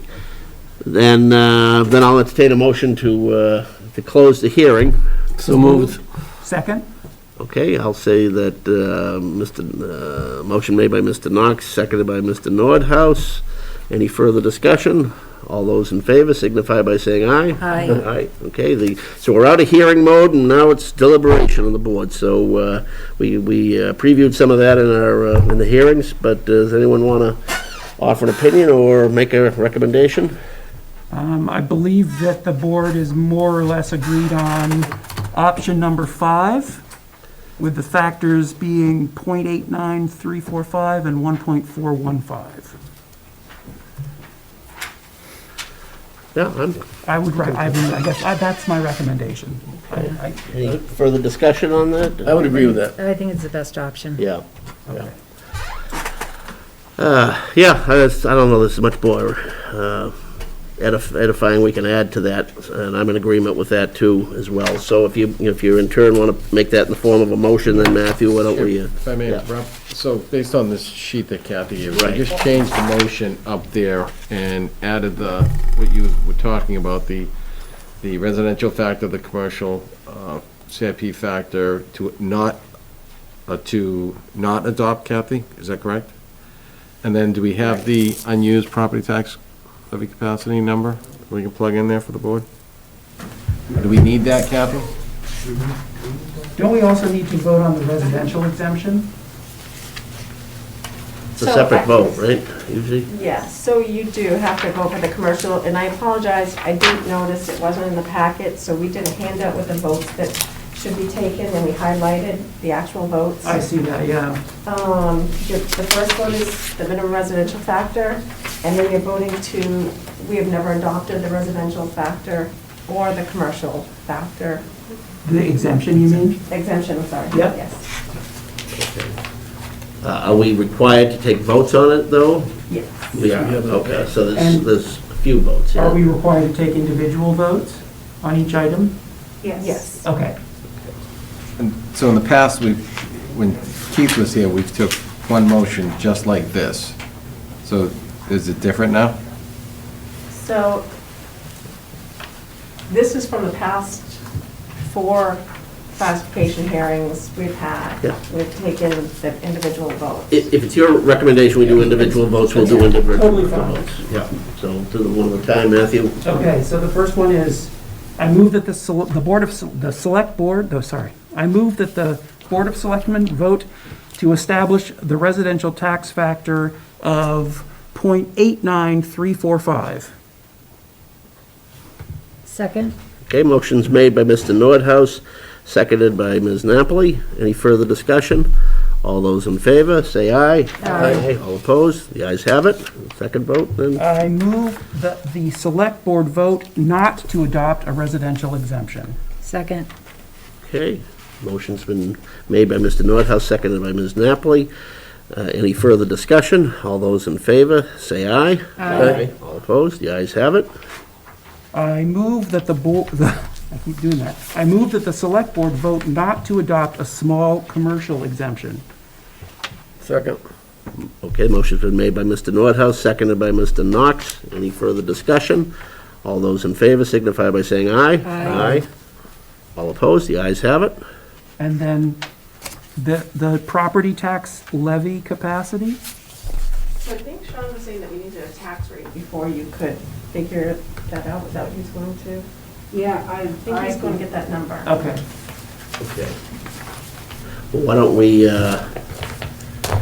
if that's all we're gonna do with that, is just plug in that number and make the motion, we can do that at any point during the meeting, Anthony, correct? Okay, we might as well move on, because it's focused. If unless the board has other thoughts, move on and do some more of our appointments.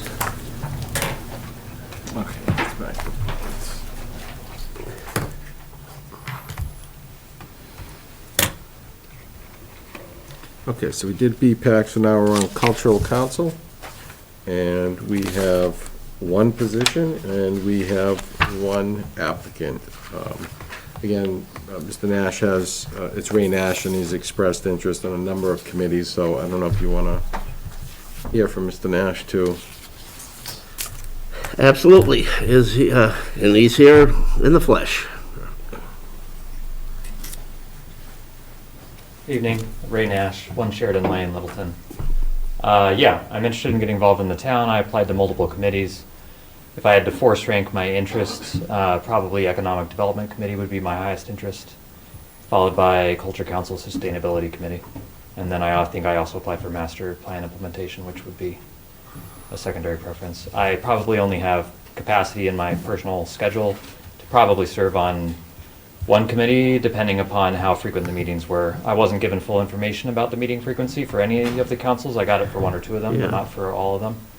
So if there's information available, then I might be able to serve on 2, but it would be, I would need more information. Okay, why don't we run through the list then there, if, you know, just, could you state offhand, Anthony, what, you know, how often some of these committees? Yeah, so the EDC doesn't meet very frequently. It might be We hope once it a- will. Yeah, I hope it will, and maybe as, with the last town meeting, but right now, they might meet quarterly Yeah. at best. Yep. Cultural Council, a little bit more frequently, but they do meet on Zoom. You also expressed interest in the Master Plan Implementation Committee. Cindy, you were on that. Yeah, we try to meet monthly, at least once a month. Okay, and the Sustainability Committee, is Nagato here? I just get information on sustainability. Yeah, I'm aware of the frequency. Oh, okay, all right, great. So, certainly, as he's indicated, the EDC and Cultural Council is 1 and 2, with that frequency, I don't know. I could probably do both of them. Okay. Okay. And where does that put us in terms of competition with other interested So, candidates? on the Cultural Council, That's why, we can add a lot of members to that, correct? Is yes, that you it? can, so, and it's just Mr. Nash on the Cultural Council. Yeah. And on the EDC, it's just Mr. Nash on the EDC too, because Ms. Banks withdrew. Right. Sounds like it's your lucky night. So we get motions for the next 2. Yeah, if we, those are also coincidentally, the next 2 up on our list here, right? How handy is that? Yeah. I move that the select board vote to appoint Ray Nash to the Cultural Council for a term expiring 6/30/2022. Second. Gonna say, all right, up there, Cultural Council is the correct council on our, it had council as in legal council here. All right, okay, motion's been made by Mr. Nordhaus, seconded by Ms. Napoli, was it? Okay. Any further discussion? All in favor, say aye. Aye. All opposed? The ayes have it, congratulations. Should we just move straight on to the Economic Development Committee? He's the only applicant, right? Yep. I believe so. I move that the select board vote to appoint Ray Nash to the Economic Development Committee for an indefinite term. Second. A motion's been made by Mr. Nordhaus, seconded by Mr. Knox. Any further discussion? All those in favor signify by saying aye. Aye. Congratulations, get yourself sworn in, and How do I do that? town clerk, contact the town clerk, and she will, It doesn't have to be tonight. oh, no, just before your first meeting, yeah. Thank you very much. Great, thank you. All right, what do we have next, Anthony? Next is, we had an appointment for the Master Plan Implementation Committee. It was supposed to be a joint appointment with the planning board. Unfortunately, that didn't get properly posted by the planning board, so I'd recommend passing over that until the Okay. next meeting. We've got another joint topic to do with them as well. We do, right, and that's the same thing. I would recommend that we're gonna have to pass over that this evening. All right. So after that, we have the Sustainability Committee. And we have... We do not have any applicants now. We do not have any applicants now. Thank you, Matthew. My apologies to Renan. Nope. No. You need to be realistic about what you can do. So after the Up to the Sustainability... public at large, we have, we fill these on a rolling basis, so Christmas is coming, for what it's worth. And for TAC, or the Transportation Advisory Council, it would be next. We have 2 applicants. Yeah. We have 1 full membership for indefinite term, and then the board added 3 at-large alternates. We have 2 individuals, Mr. Brewer, who was appointed from DPAC earlier this evening. Did we appoint him for TAC too? Did you appoint him for TAC? I believe we agreed that he was going to serve on both. Yeah. Did you take a motion on that? I don't remember. No, we had did not not vote on appointed that. him. Okay, so you, Yeah, we didn't do the second one No, for we him, didn't. right? No, We just did the Right. bicycle. The Because we bicycle. didn't get into the whole issue of one of them's a full and the other's a Right. alternate. Right. Yeah. so if that's the pleasure of the board, Mr. Grau would be the full person, and then Mr. Akio Coviello would be the Luigi alternate. Iacovello. Icavella, I just, problem it's with just Italian certain names, things, Anthony? yeah, I don't know why. I'm sure my parents are not happy watching this. That's fine with me. Just need a Yeah, motion sounds to that good. effect. I move that the select board vote to appoint Michael Grua to the Transportation Advisory Council for an indefinite term and Luigi Iacovella as an at-large alternate position. Second. Sure, rub it in, Matthew. Motion is made by Mr. Nordhaus, seconded by Ms. Napoli. Any further discussion? All in favor, say aye. Aye. All opposed? The ayes have it. Great. Good. And the last appointment this evening, Mr. Chair, is the appointments to the Fire Chief Screening Committee. That was Yes. late applicants that came in, and we have a handout Right. for you in the packet in front of you. But they were names that we had discussed. And That's familiar correct. faces to many of us. That's correct. All right. Mr. Knox and I both feel they would be excellent additions to the committee. All right. Well, everybody's been kept in suspense. The 2 folks that have come forward as citizen members of the Fire Chief Screening Committee are actually one present and one retired fire chief from the region, both of whom are Littleton natives, or not natives, but in both cases anyways, but Littleton residents right now. Steele McCurdy, fire chief from the town of Groton, and Randy White, retired fire chief from the town of Boxborough, correct? Correct. All right, great. Can I indulge the board that maybe we want to hear each of these folks describe their backgrounds and their interest in the committee? Sure. Yeah. All right. Would you gentlemen mind coming up and at least tell the town a little bit about who you are and what you bring to our process? Good evening, my name is Randy White. I live at 20 Spartan Arrow. As Paul already said, that I'm a Littleton native. I grew up here.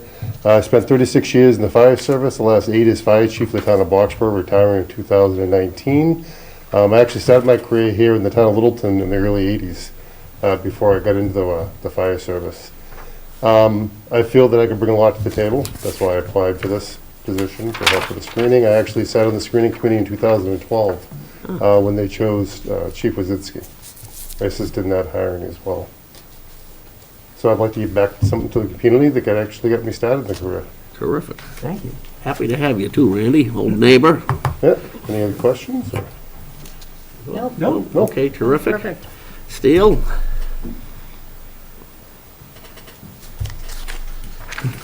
Good evening, everybody. Steele McCurdy, 24 Crane Road. Been a resident here in Littleton for the last 17 years now. Been in the fire service for 24 total years, the first 16 of which were here in the wonderful town of Littleton. The last 7 have been as the fire chief in the town of Groton. Throughout my time in the fire service, I've really focused a lot on development of not only myself, but those around me, including other fire chiefs. So currently I serve on the Fire Chiefs Association Mentoring Program Committee and work with fire chiefs across the state at various stages of their career. So I just want to give back, offer my services to the town since I have a vested interest in whoever will be overseeing the safety of my family, but I also will be working side by side with whoever is selected. Terrific. Excellent. Any other questions, comments? Nope. Thank you. Interim Chief Clancy, anything you want to add to this august body that you're surrounding yourself with back there? I thought they were going to bring up the tax classification. No, thank you, I'm good. Yeah. Raise the bodyguards tonight. All right, then, entertain a motion unless there's any Yes. further discussion there. I move that the select board vote to appoint Steele McCurdy and Randolph White to the Fire Chief Screening Committee. Second. All right, I'm gonna make a judgment call. Motion made by Mr. Nordhaus, seconded by Ms. Napoli. Close, Joe, but, any further discussion? All those in favor signify by saying aye. Aye. All opposed? The ayes have it. Congratulations. Thanks for your help. Thank you very much. And we'll be in contact with you shortly. Okay, Anthony. Well, Sean's back, so maybe terrific. that dollar amount. Yep. Yeah, so 1,584 and 32 cents. $1,584.33. Mhm. Okay, I move that the Board of Selectmen vote to identify $1,584.33 in unused property tax levy capacity. Second. Okay, motion's been made by Mr. Nordhaus, seconded by Mr. Knox. Any further discussion? All in favor, say aye. Aye. All opposed? The ayes have it. Great, and that completes our tax classification process, right? It does. Hopefully, Thank you. we'll be looking at better numbers next year and better still the year after. Thank you for the thorough documentation and the explanations. I really appreciate it. Okay, and Anthony, it looks like the next item we're going to be deferring because the planning board issue you mentioned. That's correct. So we have 2 joint meetings. We're going to Yep. recommend tabling the planning board meeting regarding the discussion on transfer of development rights. So with that, we would have just the one. This was a joint meeting with the Finance Committee and School Committee for the FY23 budget overview and budget calendar update from our finance team. Okay, and again, just to, if somebody did happen to was looking to come for the transfer of development rights discussion for some scheduling reasons, we need to set aside a time in the future with the planning board to do a joint meeting with them on that. So apologies if you tuned in to watch that, but it'll be, the information that was provided is on our website, and you can take a look at that, and we will have that discussion when we do have that joint meeting with the planning board. All right. Anthony, how do you want to, key this up? Sure, so I'm going to introduce our finance team, Alicia Nunley-Benjamin, our finance director, and Sean O'Brien. That's going to take us through the financial forecast, the budget calendar for FY23. So I guess you need me to click on this. Good evening, Honorable Select Board and residents of the town of Littleton. Tonight, we're going to review some high-level trends. Our first step in the budget planning process, recommended by the GFOA as well as other rating agencies. GFOA stands for Government Finance Officers Association, and some assumption and numbers that are dynamic and will change as the budget process progresses. We start off with very, very conservative numbers when we're this early in the budget process. Actually, before you get going, Alicia, I just want to acknowledge that we are joined here tonight by our colleagues with the Finance Committee and the School Committee as well, at least some of them, right? And We do have a quorum. you do have a quorum, okay, and school administration as well. Thank you.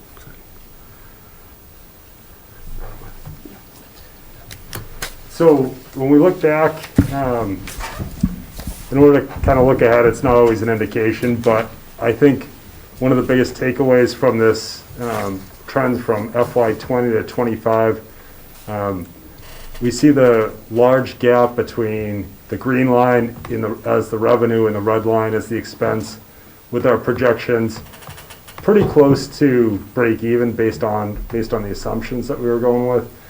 So as part of that, the genesis for that big spread in 20 and even 21 is mainly due to how conservative we've approached the budget process, especially from the expense and revenue forecasting standpoint.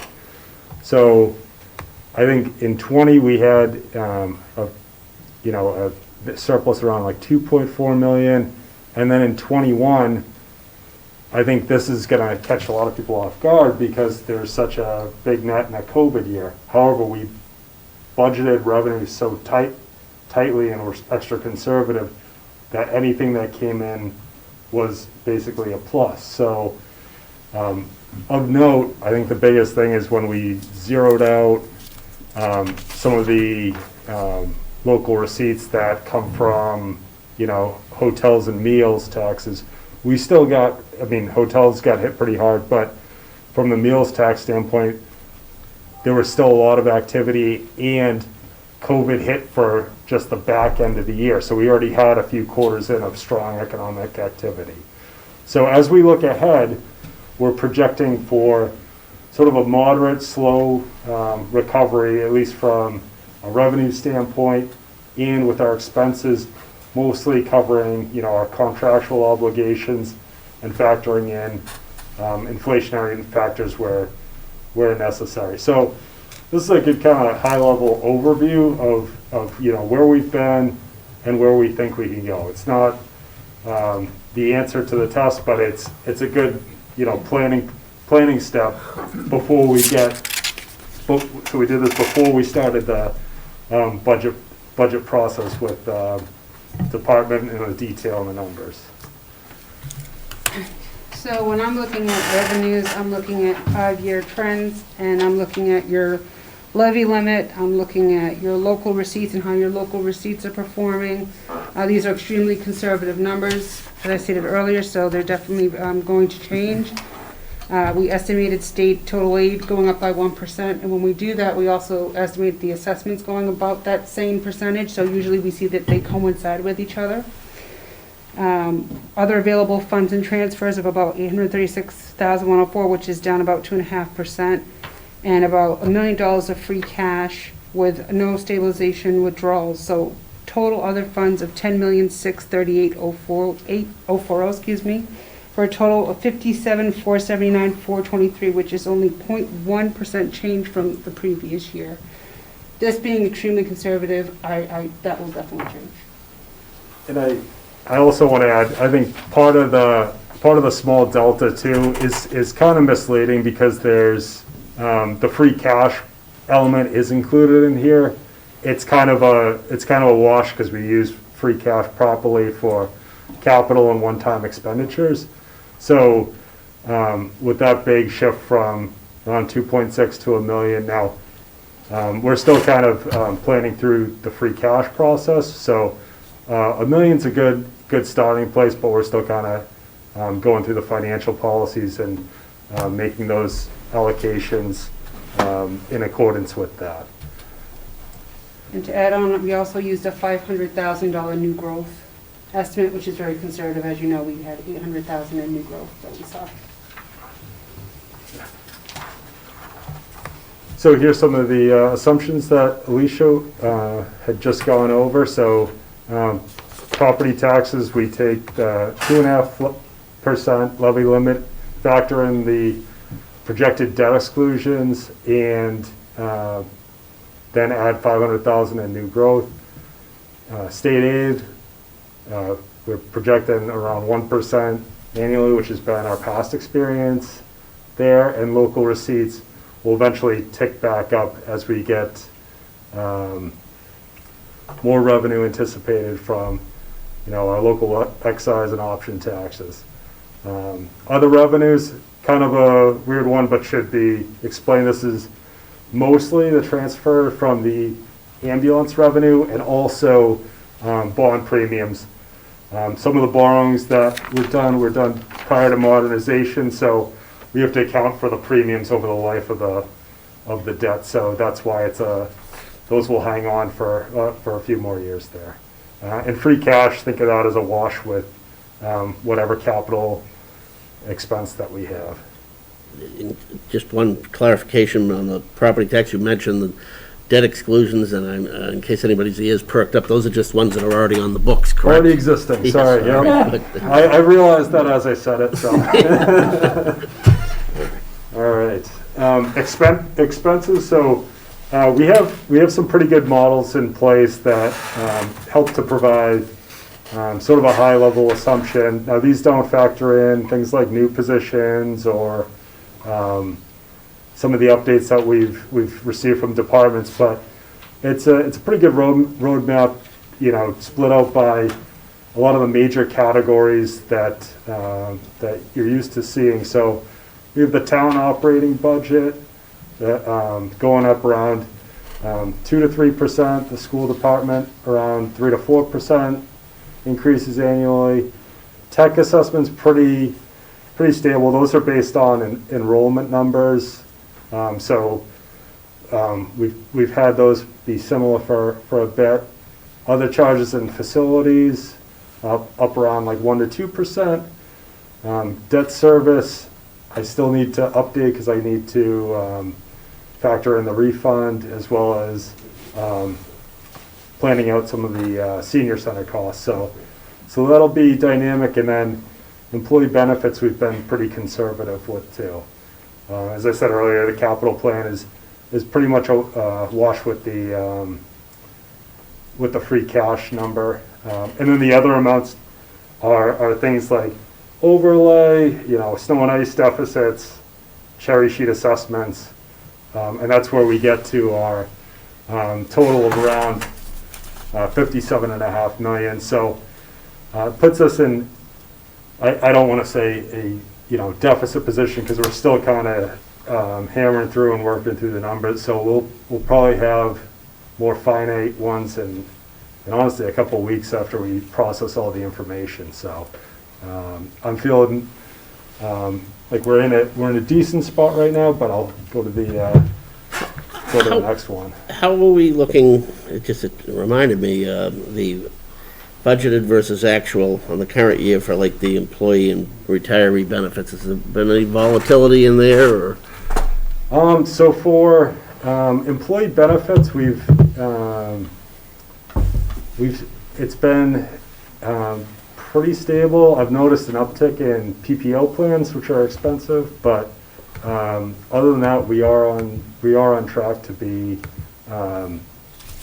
I'd say around that 95% mark where we shoot for every year on the benefits line item. So This is just because I'll forget it later. It's as good a place as any to mention. We used to get a monthly, budgeted versus actual financial report. I think it would be useful to. Yeah, we can definitely do that. Something like that. Yeah.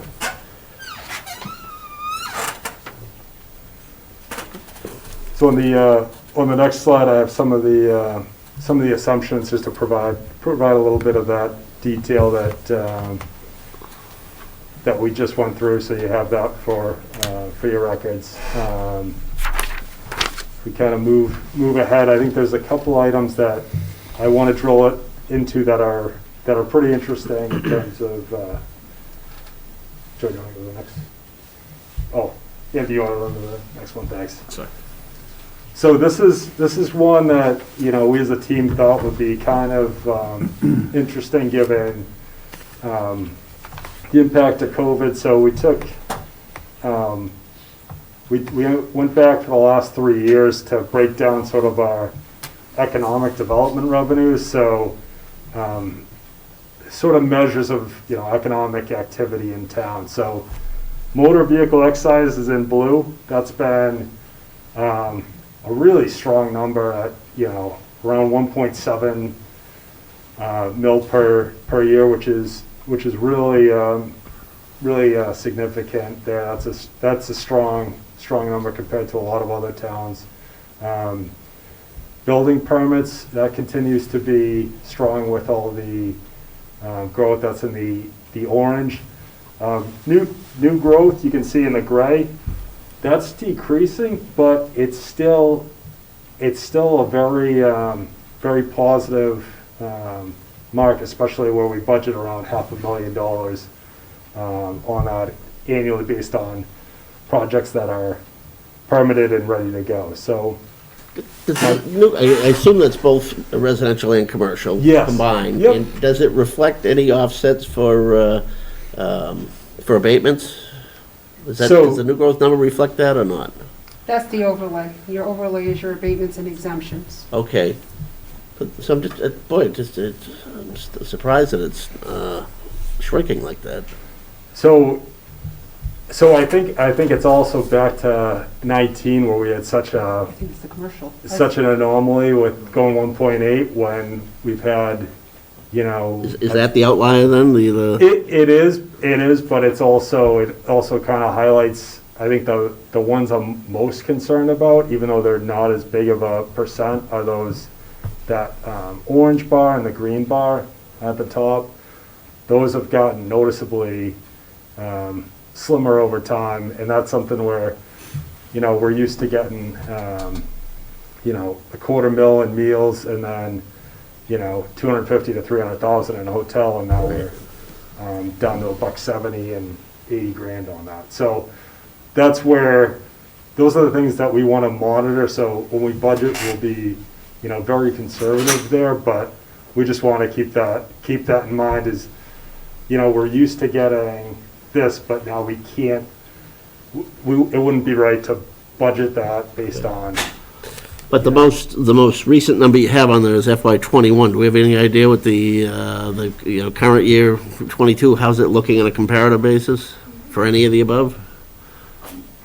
So the difficult thing is, it would be for excise, because that comes in mostly in February, March. We'd see that, and then the state's had some lag with the quarterly receipts for the tax processing, but.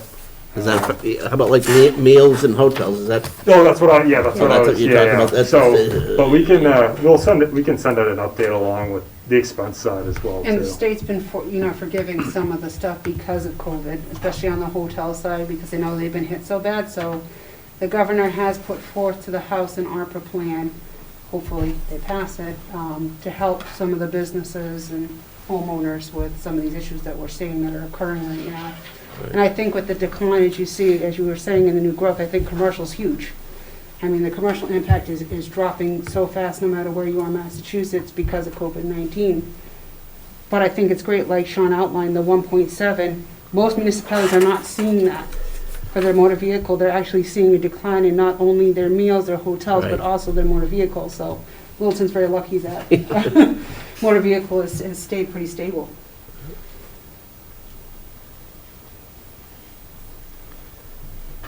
Yeah, so those are some interesting, economic development trends to monitor. So we'll keep you posted on more of that as the year goes on and see how we're tracking. The next one, I know it doesn't get as much attention, but I think it's important to highlight, because the town's done an exceptional job on this with the support of the Finance Committee and Select Board. Are the two long-term liabilities that a lot of towns have issues with. One is pension funding, and the other is the OPEB, or retiree health and life insurance. The pension, I threw some numbers on the side. We're 61% funded, with around $43 million in assets and $27 million in liability. Now, we also have the practice of advance funding, which is outstanding when it comes to bond ratings. You could see, the ratings pay off in the savings that we talked about at the last meeting. But having that schedule, and especially in years like this where the stock market's performing well, you could easily see that number with continued funding get really closed as they smooth over their actuarial valuation. So I think for that report, being 61%, it's because, the market had issues in 19, and that factors into the 4-year smoothing period. But if we continue on with the path of, prioritizing funding that, we'll definitely see some operational savings, 10 years down the road that you don't think about, but then when you come into a pinch later on, you reap the benefits there. I'll tell you, somebody who thought about it, that's your predecessor, Steve Venuti, who we're happy to have in the room, and we'll be seeing his good handiwork for years to come. Yeah, I'm just trying to take credit for it. So the other piece that Sean did was work on the OPEB funding. So this is another one that we prioritize and see a lot of towns around, 2 or 3% funded with $500 million in unfunded liabilities. So us being at around 44% funded we're probably top 10 in the state on that. So those are things top 10%, top 10, and I would just say top 10 Yeah. down in terms of that. And I'm just going off, kind of anecdotal, but some of the places you wouldn't think of really haven't put the funds toward that or prioritized it. School row is sitting there thinking, we're top 3 in the state. I'll just keep saying we're top 10 at that. So for the people in the audience, OPEB stands for Other Post-Employment Benefits. So it's for the employees, it's their benefits, their health care, their dental. And Sean is absolutely correct. Most municipalities do not budget for it. Most of them plan, hey, once our pension is funded and drops, that's when we're going to start funding OPEB. So this is unbelievable for me to see when I walked in here that Littleton does this. It's a fantastic job.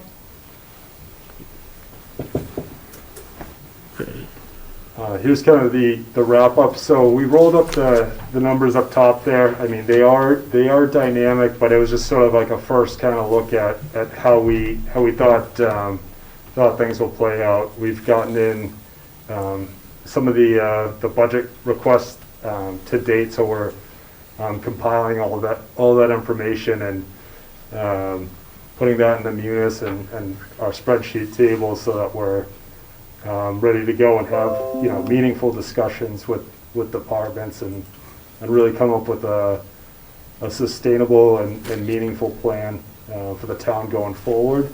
As part of that, we really like to incorporate the board's goals into sort of budget narratives and planning process. So we're looking forward to that and taking the next steps and putting together a quality document that really helps to serve the town going forward. Okay, terrific. Great presentation. Let me suggest to the board and to our colleague boards here that maybe we divide the discussion into 2 pieces, the data that was presented and the next steps as a next step. But any questions or comments from any on the presentation that Sean and Alicia had made? No. FinCom? No, really? Somebody's got to. Who's chairing Finance Committee these days? You, Gary? I read my packet. No, we're going to be meeting in early December to really dive deep into this before we get into our budget meetings in January with department heads as they present their final budgets to us, requests to us, with you. So I think that'll tell them we'll probably have a lot more information and questions during that meeting in December for the holidays. Okay. School committee, you're here to observe. You got any comments? We're good. We're good at this time. Okay, great. Terrific presentation. Appreciate your work. I do have some quibble on the calendar, which I don't hold you responsible for, either you or that, but then that's something the board can discuss where we are at in the process. Don't want to keep these folks standing up here if we have any further questions. We're scheduled again to meet as a group later, mid-December, is it? What's that? December December 6th. Is that the next meeting? So Gary, you're anticipating that you guys will have met by then, and then we'll have a...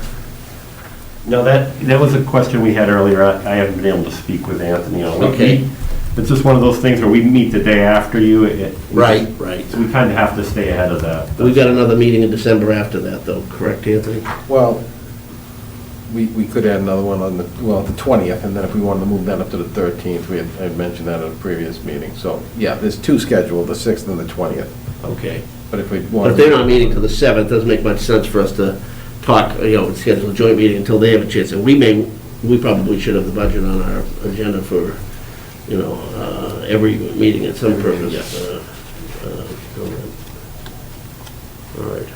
You don't have to stand on, you're all set. Thank you very much. Thank you. Yeah, the last page in our printed packet here, I appreciate, this is open to the board, but I mean, just on that last topic there about, as far as next steps in process, we've gotten away from what we were hoping to have as a process, and it's kind of frustrating. In terms of our ability to discuss priorities with our department heads, express our priorities to them and hear from them what their priorities are. They're largely already well into the process of submitting their budgets, and we haven't had those conversations, so I don't know how that got off track, but it shouldn't have. So one of the things I did notice in the packet is the calendar that's in here. So we now have 3 calendars, 3 versions. So we have the version that's in our financial policies. We have the version that we worked off of last year, and now we have this version. So what I think that we really need to do, once we get through this process, is revisit this budget calendar, because they're just not in sync anymore, and just try to get back on track with what we were trying to achieve.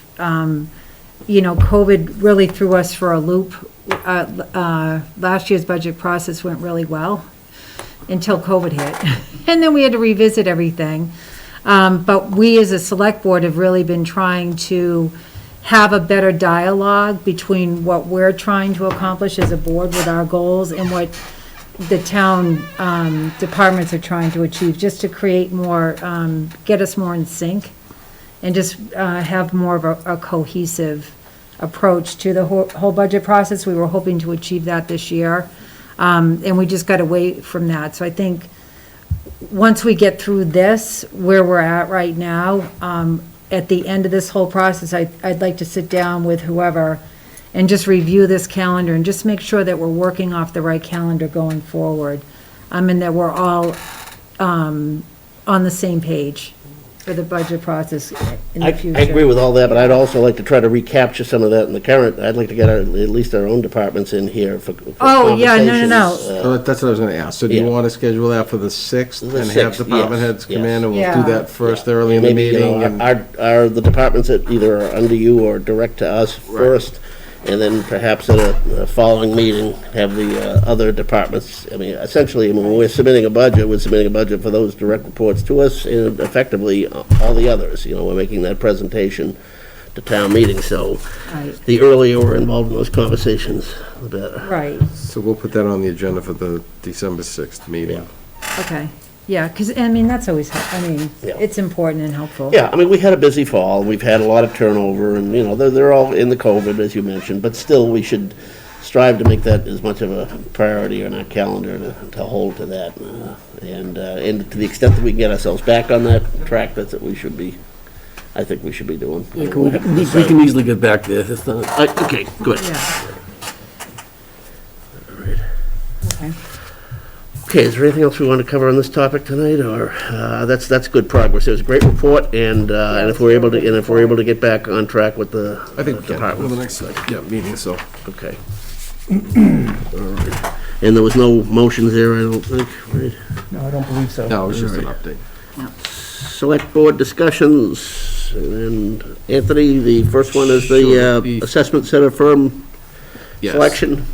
Yes, so the board heard at the last meeting the 3 firms, and I put it in your packet, in the order that they presented, because I think you may have the recollection of who was first.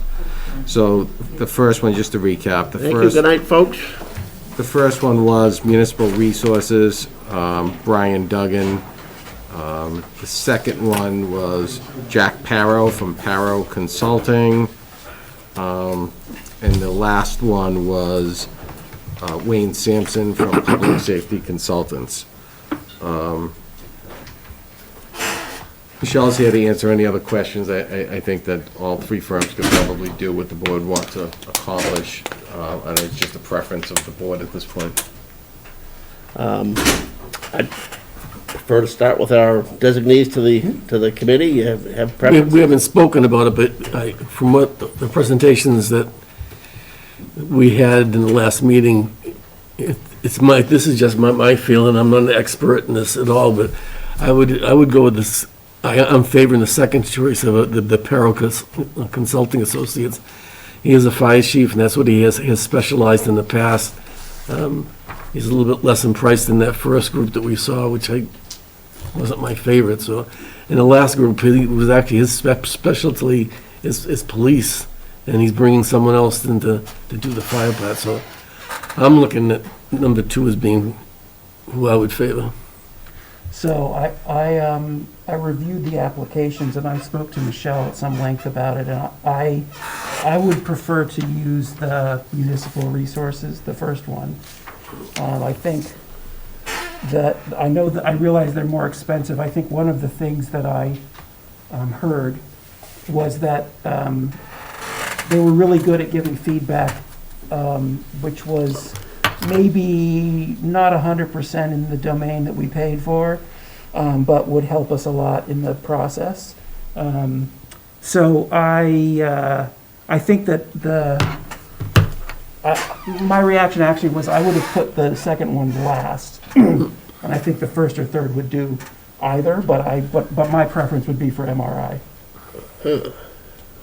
One to one. Plot thickens. There's nothing wrong with it. It's just Yeah.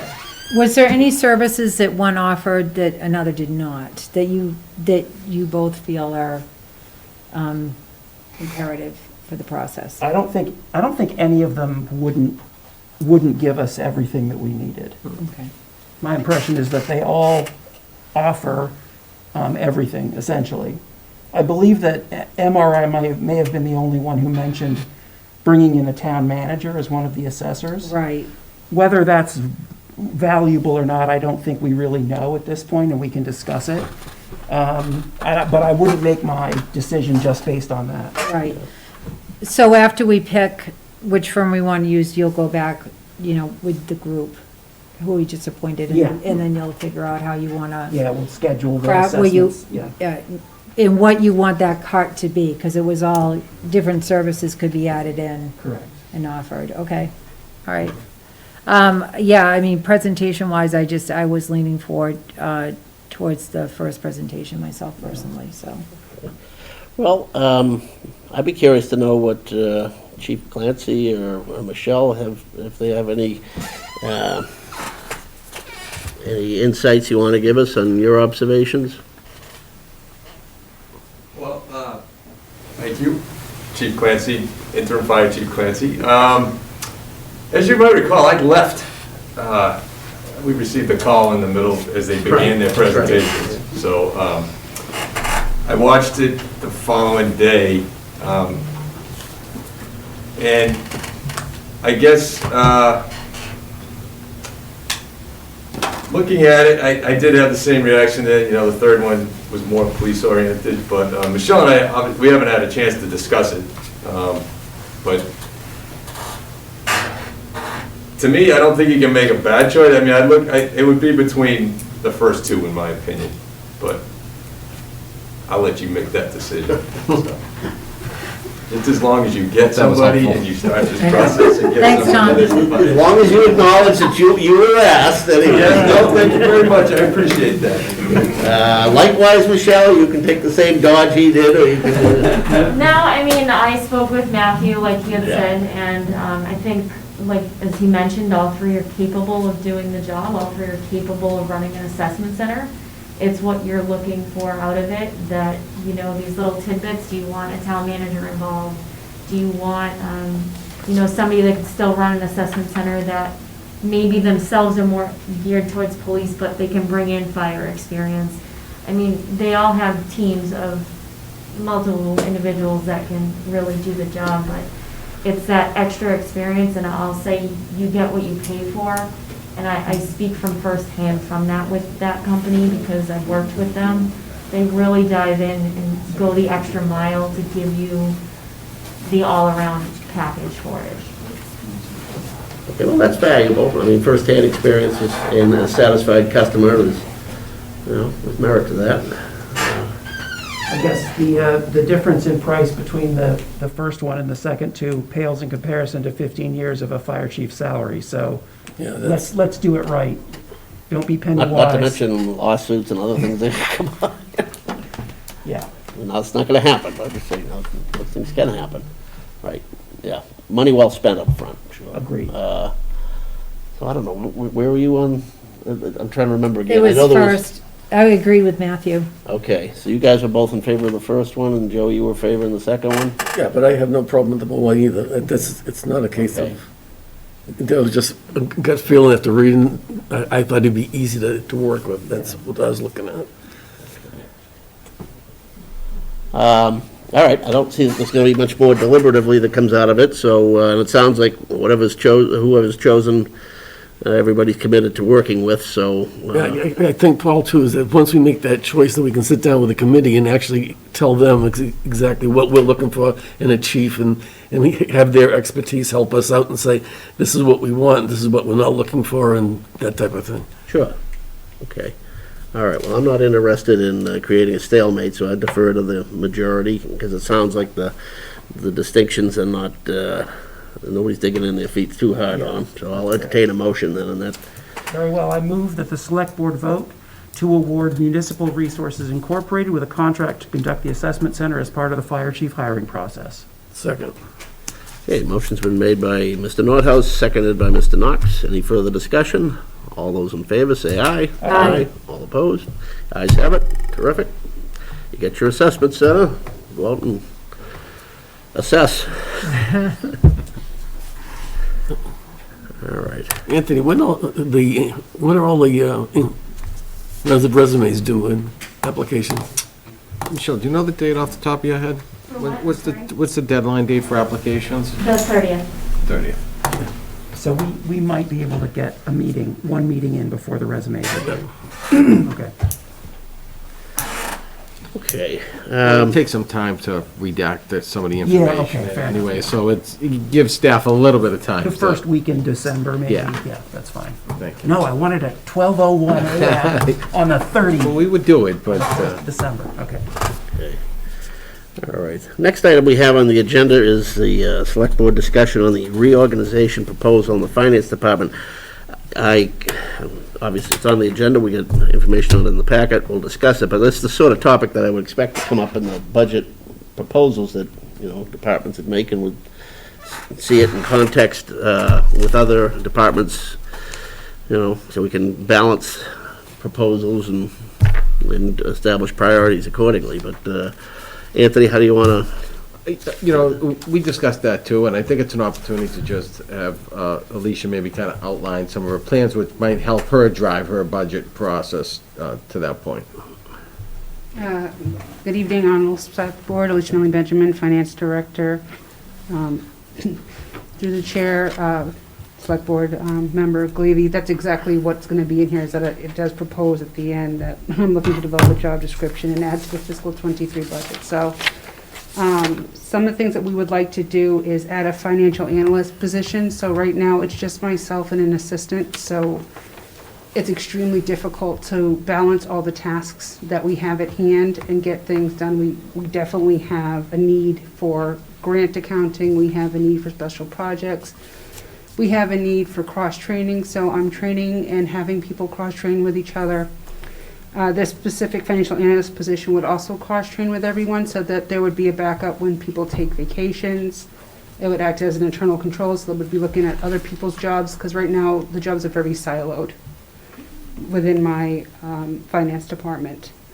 The position would provide customer service with bill research and collections. They would assist with accounts payable with the warrant. Right now, there's only one person that does the warrant.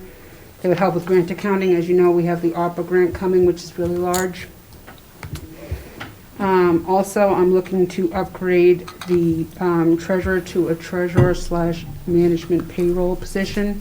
The reason I'm asking to do that is because, sorry, assistant treasurer, my apologies. Assistant treasurer/payroll manager.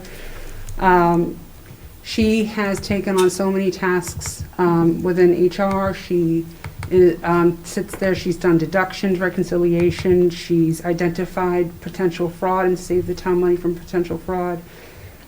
She's always volunteering for different tasks, and it's absorbing very, very fast a lot of information. And in the finance field, it's extremely difficult to recruit and retain financial people within the finance field. And for quite a while, we've been outsourcing accounting functions to help our department because we've been short-staffed. So we've spent $51,000 outsourcing in 2019, $44,000 outsourcing in 2020, $22,006 in 2021, $21,093 in 2022. So I think it would make more sense to have somebody that actually is in-house versus outsourcing to keep that knowledge, and that we could train and develop for attrition. Having an additional position for our folks gives them a higher level of tax, so I could have somebody, the new financial analyst, for instance, running rewards payable while I'm teaching my assistant how to do some journal entries and more higher level state reporting to assist me. I could have them doing some payroll assistance when the assistant treasurer is away to help her. If the collector needs to step away, she could step in, or he could step in to help a resident with their tax collection questions, which right now we don't have. So those are basically the needs that we have within finance, and I'd be happy to discuss that during the budgetary process, but we absolutely do need another position within the accounting office. And I highly advocate for the upgrading of the assistant treasurer. Thank you, Alicia, as usual, a very succinct and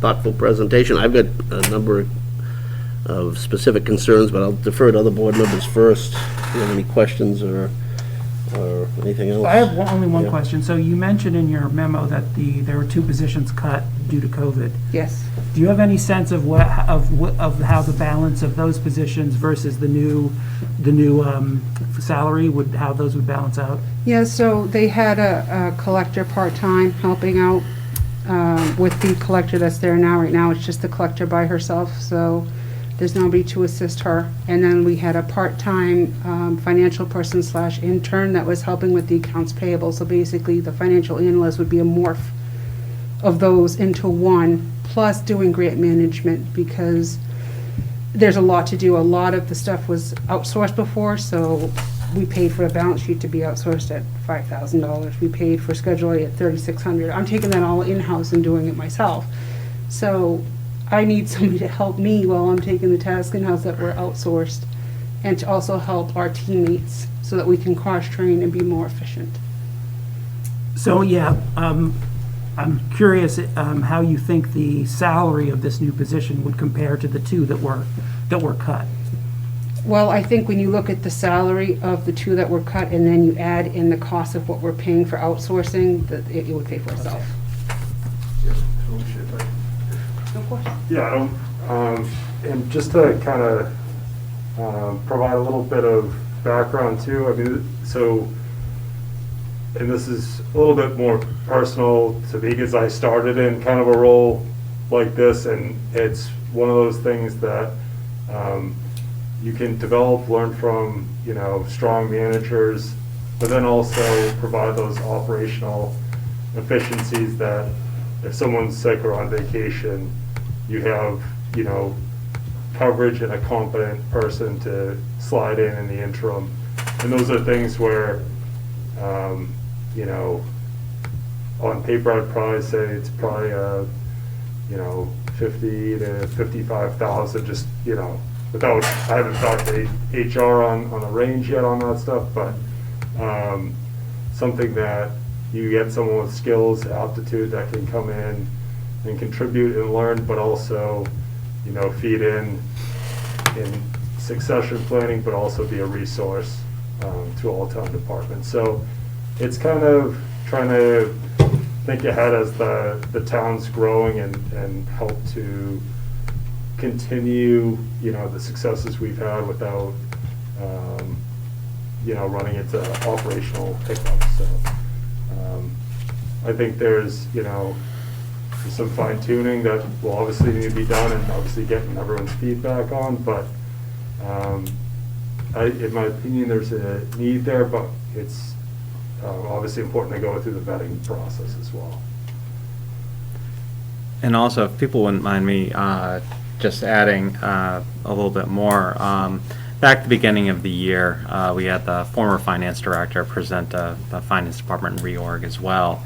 And these two positions, these two functions were things that were also recommended at that time. However, they were put on basically pause, knowing that then the finance director was leaving. We made some of the changes to the treasurer's position, another change within payroll. So this is sort of a continuum of reorganization that was proposed close to a year ago from the former finance director.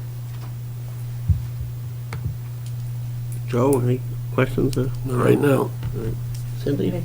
No, I mean, thank you so much, Alicia and Sean, for bringing this forward and your very thorough memo. I mean, I had reached out earlier and I had asked for a list of positions that were eliminated when we had to revisit the budget because of COVID. And I did receive that information. So, when we did the budget process last year, we really looked at all the departments and all their needs.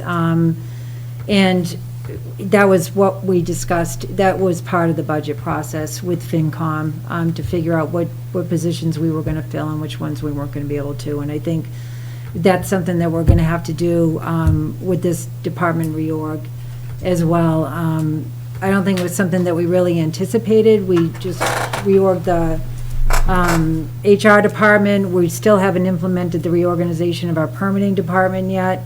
Even though that was approved months ago at town meeting, so that's been in limbo. That's something that I'd like to see have come to fruition, and then we can discuss this need through the budget process. I don't want to get into too much detail, but like the facilities director has been a big position that has been kicked down the road for too long. And that we just haven't had the money to fund it. So we just really need to sit down collectively with FinCom and town departments and the town administrator and prioritize and figure out what we can do when we see, the final presentations and what numbers we do have, so. But I fully appreciate where you're coming from, and I appreciate you bringing the need before us and explaining to us your circumstances. Because that's really important for us to have that dialogue and understand what's going on in your department and what you're facing, the challenges you're facing, and see what solutions we can come up with. Some of the points, concerns I have, other board members have raised, but I'll get them out there for concerns I have. And again, I think that this should properly be considered in the budget process with, in fairness to other departments who are making requests too. It ought to be all on the same table at the same time. And this is out of cycle for, the process that we go to great lengths to, Cindy described earlier, to make sure we have a calendar of fairness and the rules of the road for everybody to understand how to play it. And that doesn't really speak to merit. It's just about, fairness in the process. And I don't hold you either responsible for that, obviously, but I would feel more comfortable entertaining this or any proposal in the context of the budget process. And as was alluded to too, it's a little deflating to see, this is the second reorg of that department in, a year's time. It's okay. And I know this, there's, we want to empower, I do anyway, and I'm sure everyone does, empower the new department heads to structure things the way that works best for them. But as Cindy mentioned a moment ago, there's other things that are priorities of ours, priorities of the town, the land use department, the capital facilities department, and they are not getting done before we go through 2 cycles of reorganization of the finance department, as important as that is. And as far as, the positions being cut, I mean, in large measure, if we pay attention to the actual head count from where we were, say, 2 years ago and where we are today, I don't think we're looking at any actual reductions. A lot of positions that were spoken about as being cut were those that were in the, they were either proposed or wish list, and if they didn't get filled, and that, in my mind, that doesn't count as a cut. I mean, in the org chart here, this shows the finance department, but if you looked at it a little over a year ago, there also, what's not on the page there is the whole HR department, which used to be just a component of the finance department. So we've expanded, professionalized that whole operation, but it shouldn't be lost sight of that in terms of, employees that we hire, we're happy to have, but I mean, it shouldn't go unnoticed that this is actually a bigger structure if you take all the functions that department used to have a couple of years ago. It's a professionalization and a meeting the needs of the town. Don't shirk from that at all, but we ought to be presenting the information in a apples-to-apples comparison. And the last thing and I guess that's it. I think that the next best place to discuss this is, when it's on the table with other department requests and budget process, and there's a lot of merit, to what you say. It's just, like I said, made my piece on that one, made my point, rather. I appreciate the select board listening and your Sure. feedback, and we look forward to meeting with you during the budget process to discuss our goals. Great. Thank you. Thanks. Okay. Anything further from anyone else in this store? All right. Okay, Cindy, you spoke to this earlier, but it was on the agenda in any event, right? Or did you I did. you requested it be on there, or? Actually, the chair. Okay, that's right, did, Chuck did, yeah. And just for the record, the discussion regarding the vacated old library space. Is this something that Chuck wanted put off, this discussion, until he was here? Was this one of the things? Well, he requested it, so if you Yeah, it's hard to say what he might have wanted to Right. speak to. Well, we have at least one action item related to that, and that Yeah. we're hopefully gonna, arrange a Yeah, I think sidewalk. the select board should meet and we Definitely. should tour that space. I haven't been in the space since they vacated it. And then we can discuss next steps from there, but certainly, going back to the space needs Right. report that we had, and, we know of other needs of other departments within this building that maybe we can work out or work through when we figure out what to do with that space. Do you want to do it before the next meeting, or would you want to set Well, up why a don't separate you, meeting? or when the individual time is appropriate, ask Chuck, what it was he was looking to accomplish with it, and then put it in as, Yeah, like, would it be easier if we just did it individually, or should we Right. post a meeting and Right. tour it collectively with our Collectively. schedules, yeah. Like on the 6th or whatever, or something. The other thing I'll do is, in case anybody that's a showed good up to idea. discuss this, what was that? I'm sorry. Oh, I'm sorry, no, I was just thinking we could do it before a meeting. Yeah. Yeah, Right. because it's not gonna take too long. Right. Yeah, it's a good idea. Okay. Do we want to do it together, though, or do we want to just? I think it'd be kinda nice to walk Yeah. it together, but I'd if like we to could hear do other it before a people's- meeting, I'd like to do it that way, too, so you can throw ideas back and forth at each Right, other. and post it and walking in. Does anyone show up to discuss, or hoping to get, there you go, all right, sure. Yeah. Yes, yeah, you. Let's hear.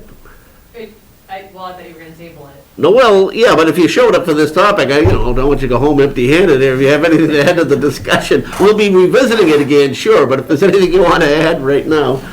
I think. Oh, thought began for the record, please, if you'll. Oh, sorry. yeah. All right, coming to the podium, here we go. You're as well, all right. Alicia Day, I'm the director for Parks and Recreation. And so this was just something that, we had been keeping on the radar for a while, since I know our department's been kind of up there on the area to be able to get more space for our department. We're definitely at capacity.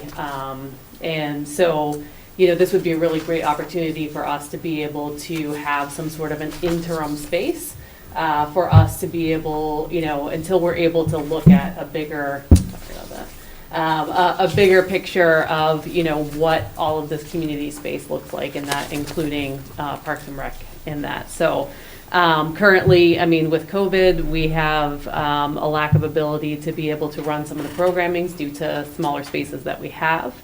A space like the third floor would be a really great opportunity to do some sort of teen center, or whether it's preschool, helping out, Tiger's Den program, which I know is consistently, they have a wait list for people that want to get in there. That's something that, we'd be really happy to help the school with that. So, I just want to keep that in mind, that that's something that the department really needs to be able to grow, for us to be able to provide the programming that the town residents are looking for.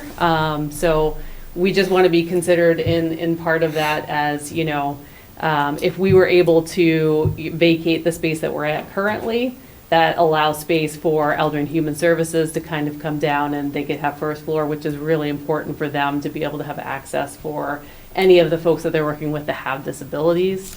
And so there's kind of this lots of space being freed up in different places. So I just kind of wanted to put our department on that map of, consideration for being able to increase that space for us. Okay, great. Yep. And Ed, you're looking at... Same, so I want to speak to the same idea. I know in the last presentation when I was talking Once again, we all know who you are, Ed but... Mullen, Littleton Building Commissioner, also resident on Grist Mill Road. When I did my presentation update at our last select board meeting, I had mentioned moving the department into the lower level of the old library. It was part of the original presentation as well. And in doing so, shortly after that meeting, I've had a lot of people walking through the space in my office saying, what could go here? So I think there's going to be a domino effect that occurs, if we are able to move into the lower level of the library, the backfilling of other spaces. I can tell you that most departments are busting at the seams for more space. So if we're able to move downstairs and somebody, perhaps the finance team, is able to move up where we have more space than they do now, it's a domino, and people can actually push out to what they need, not what they even still want or have goals for. But this will just help, whether it's a 3 to 5 year plan. I know that in looking at it, if we go to certain types of functions, just from a cost and a building perspective as a building official, if we go to cubicle setups where we don't do hard walls and stuff like that, where we go into the space at minimal cost, I think that we can avoid a lot of the issues that come up with increase. You spend too much money, you got to update the town hall for other compliance methods. That being said, Chief Clancy wanted me to speak on his behalf when he was walking out the door. He had to go, but said that if we do any hard wall construction within town hall from a fire department or fire prevention perspective, that the alarm system in town hall would need to be updated. So he wanted me to make sure I mentioned that, to a tune of plus $100,000. So just to be aware that if we do hard wall, so cubicles, I think will be a better option for us in the short term, 3 to 5 year plan. All right.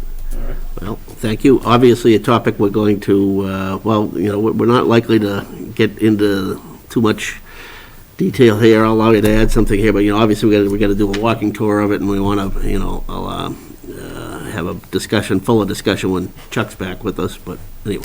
I just wanted to follow up on that. So another thing that I just wanted to keep in mind is that we are very much in the knowledge that we would not be able to add in components like walls, and we're very willing to work with the space with what we have. And if you haven't come down to visit our department, we've done a lot of stuff in-house. Tim has been amazing. So we can do those things on our own and for a pretty small amount of money. So just another thing to keep in mind. You might be able to move John out of his closet. Well, hopefully John will not have to be in a closet anymore. Maybe he needs to be in a closet. All right, I'm done. You might have a tough time getting permits, though. Thank you. Thank you. Okay. Great. So we got some things to follow up on that. Yeah. Right. Not the least of which is field trip. Yeah. The select board goals. Anthony, that's on here. Was it at your request, Cindy, or Jack's? I know we were overdue to discuss Was it mine? You had mentioned it Yeah. last year, last meeting. Yeah. So we just wanted to, Joe put together, Yes, that's right. he incorporated last year's matrix with some additional changes for this year, and certainly Chuck has some, mentioned it too, but not being here. Well, it's just part of the budget process, Yeah. us Yeah. finalizing our goals. I actually want to change mine. Yeah, I wanna and revise it's mine. interesting, because I have actually a different take. Now, looking at, this was put together using my, my priorities from the prior year. Yeah. And it's, in my mind, it's like, okay, now that we've hopefully checked off some of the, sewer-related things, and I don't want to, I don't need to reinvent anything. In my case, it's some of the items under organizational review, policies, bylaws, it's come up in conversation tonight, one form or other. That's that aspect of town government is something I'd like to spend some time on in the next year. We've been doing big projects, both from the town perspective, library, council on aging site, the senior and community center site coming, big projects, and on the master plan in terms of the common, 550 King Street, the sewer, and all the rest of it. And those are we're growing in scale and scope, and the world changes, and I think we need to. I think we'd be well served to kind of re-examine some of our internal structure, reports, responsibilities, all that stuff. I mean, some of it comes up piece by piece in terms of individual departments' requests for things, but I also think in terms of the Department of Revenue assessment that was done summer before last, I guess it was, and Right. some of their we've incorporated some of it, and some of it is just food for thought, but, I won't go any much more deeper in it tonight, other than to say that's a topic area I'd like to dive into. It can involve things as mundane as how we can never get on top of the cleaning up the bylaws and rules and regs, and, Honestly, we Paul. adopt things and then we don't update them annually. I mean, some of it is, we have to have a process in place that accepts the fact that people come and go at different departments, and we can't lose institutional memory every time there's a change in a department. We have to be able to keep rolling along, Right. and updating things and cleaning things out, in terms of that. So it makes, Yeah, there's some things in the town code that we just need to abolish. They're just so obsolete. They just they're not relevant but our anymore. challenge seems to be how to even have how to tackle it. What's our process for doing that? I mean, you can do it once, and then, and then 6 months tried later, to you do just, it. I You know, know we I know. tried. Yeah. Doesn't mean it's not a It's problem, hor- just means we didn't succeed in getting it done. No, Yeah. it's horrible. Yeah. Right.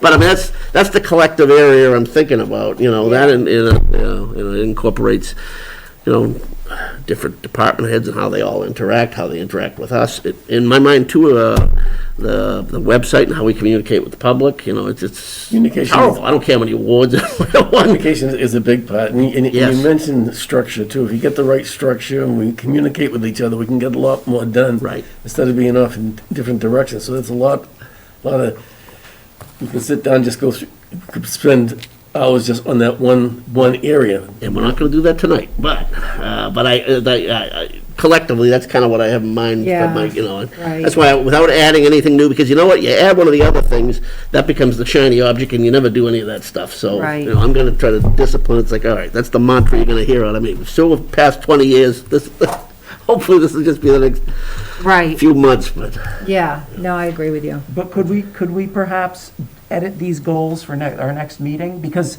I think all of us probably want to change them.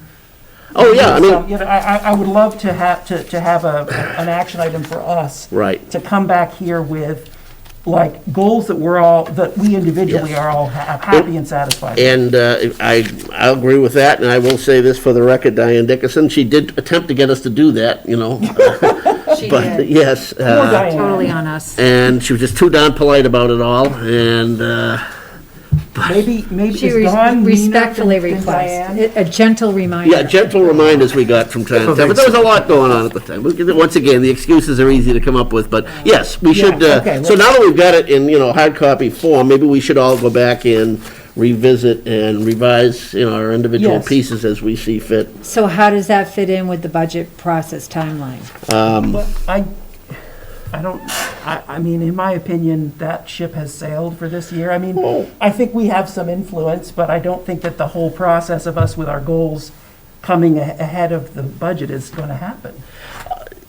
Well, obviously, I mean, if it they. hasn't happened. Right, but the dialogue with individual departments about what they're trying to achieve and what we want them to achieve, that still has merit, because we haven't adopted anything. They may have already been discussing at a dollar level value, particular department budget proposals, but that doesn't mean we can't have impact on them, because, neither us or the finance committee have weighed in on it, globally or individually. So I still want to meet with our department heads, hear what they have in mind for the next year. Oh, yeah. And this could take place it should take place in a parallel track. Right, I mean, so right. do we have room on our next meeting for both those topics, Anthony? Yeah. I mean, that's the other thing is, important stuff like this, I hate to get to like, it's after 9 o'clock, and everybody's in the decline, especially the elderly members who had their booster shots today, Yeah, I think that we could put this on for the 6th. I think that we'll have some time to discuss this. And maybe earlier in the agenda so that we're all fresh when we, We could, yes, we could definitely do it earlier in the agenda, especially with department heads. Maybe if they don't have anything pressing, we push gifts and so forth off to the next meeting and utilize that. There you go, yeah. I love meeting with the department heads, just because you hear Right. their ideas and what they're thinking, and it's like, wow, I didn't even think of that, or it's just so important. It's such a good conversation. There's a topic area right there, how we structure the limited time we have on an agenda. All that other stuff is great and fun, but then by the time we get done with a lot of it, it's like we don't have, here we are with a big picture topic, and it's like, well, it's late in the evening, and we're gonna, push it off. Right. All right, so we won't dive into this in too much depth. But the marching order thing ought to be, we should all take a look and, submit. Just update them. Yeah, submit revisions to Anthony or to. Joe and I, yeah. Joe or I, whoever. Send it, I also have this as a Word document, so if it's easier, I can send it out so you can update it yourself. If you want to just send an Why email don't you to do that, me, whoever I'll wants to update. do it that way can do it that way. And if you want to handwrite it on that, whatever way, I can then update it and. Why don't you try to bring send it things out? up. That'd be great. Thank you. All right. And then having department heads come the next meeting to kind of outline what some of their things goals that they're trying to work on for the next year. Right. We'll have that on the 6th as well. Terrific. And they should complement each other, I would think. Right. Yeah.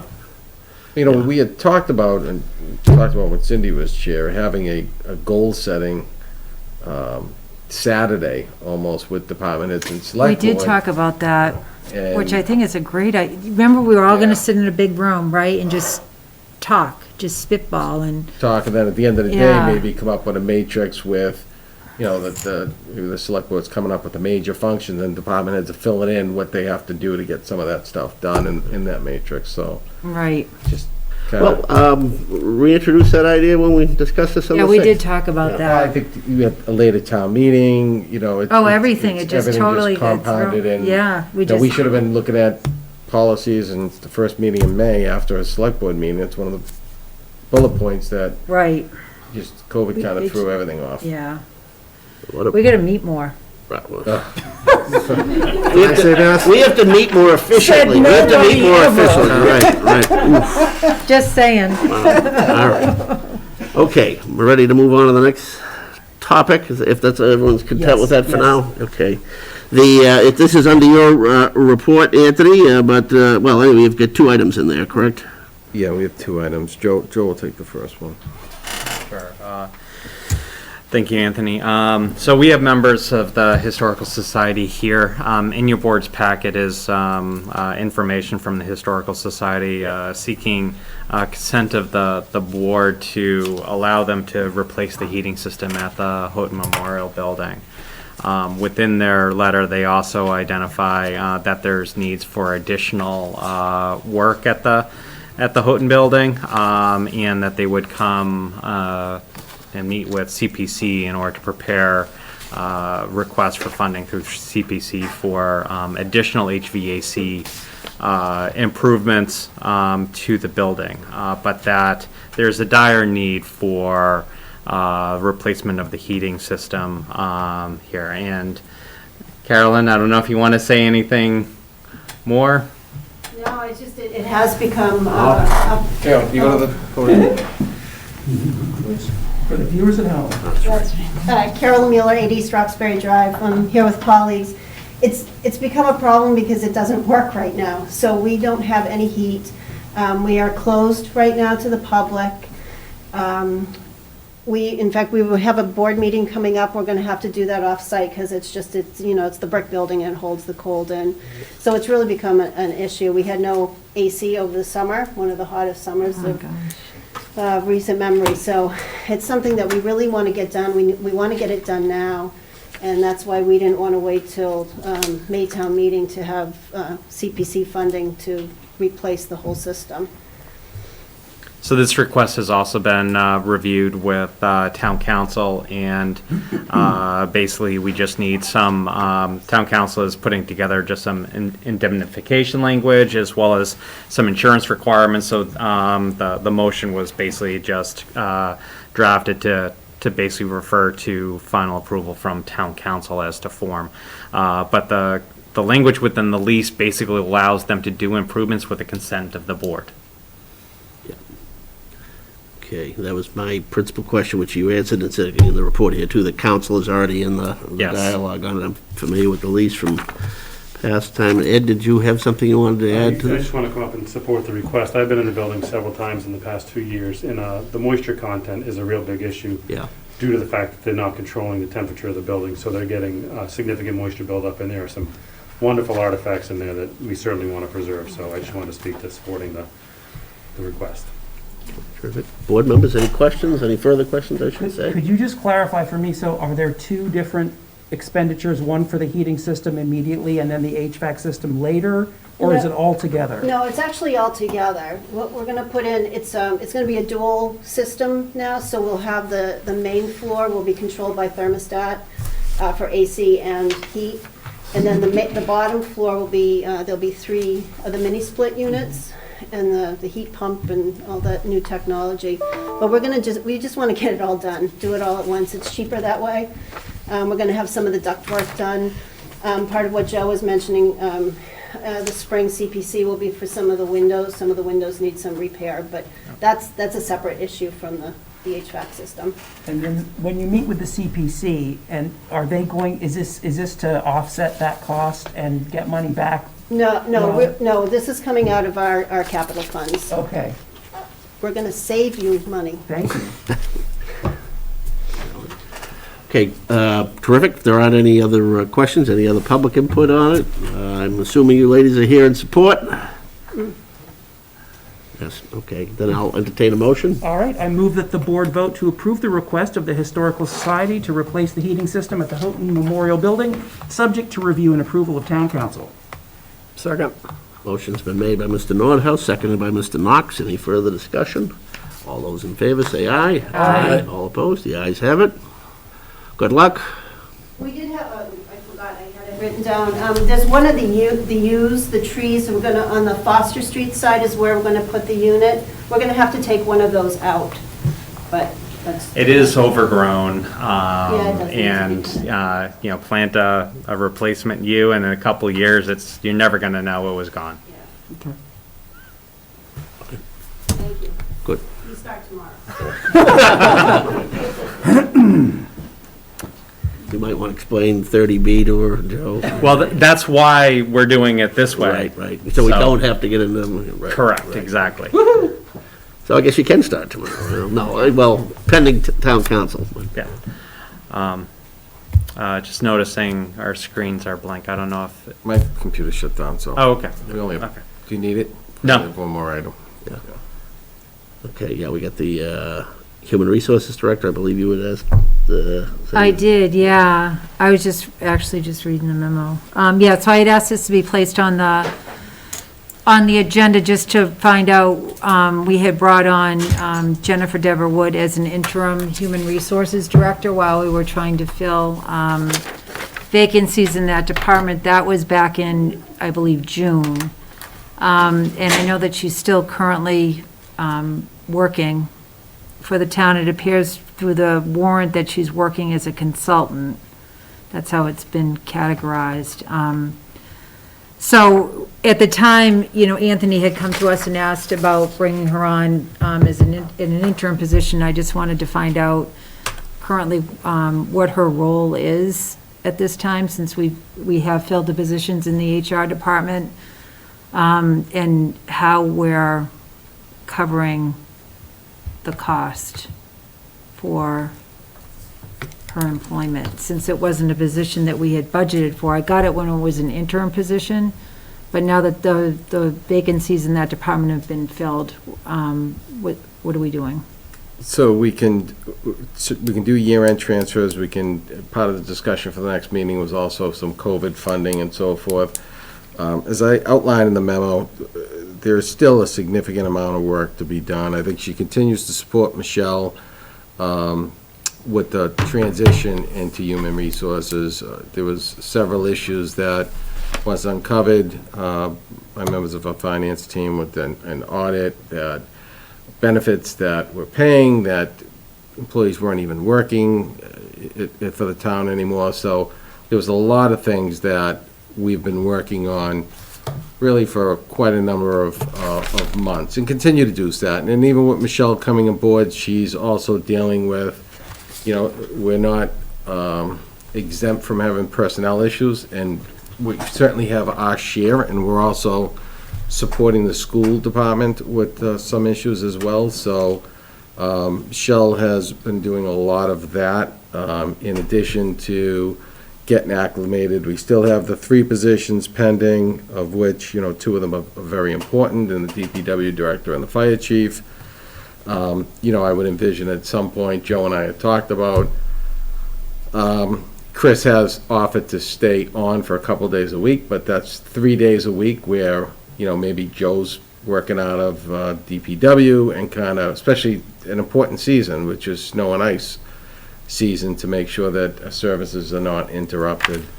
So, you know, I feel like there's still a number of issues that we're working through, and certainly would be a benefit to continue having her assist through what I think I identified as March 1st. So, but what is her position categorized as? We can call her anything we want. It doesn't have to be interim HR director at this point. It can be management analyst. You know, we didn't change the title because it's kind of anything in the office. I had a huge problem with this as a legal issue. It's like, we have detailed process about, you know, roles, hours, everything else, but here's one where we can call it anything we want. And that's troubling. I can't, you know, I work as a consultant, and you work over a certain amount of hours, get on a regular basis with the company. You're no longer a consultant, you're an employee. And we never, you know, this was never dealt with in the budget process. Cindy mentioned terms, you know, legitimate questions about cost and role, but I worry about the legality too. I mean, in terms of scope, this is a $54 an hour position, which if it were annualized at $40, 40 hours a week, that's like $112,000 a year as a comparative basis, and that puts it amongst one of the, comparable to some of the top positions in the town. And yet this is the first memo we've had that describes what this position does. I mean, it's nothing personal against her. She seems fine and competent, but you know, from June to November, and we're, you know, just now getting a description of what she does and no real description of how it happened legally.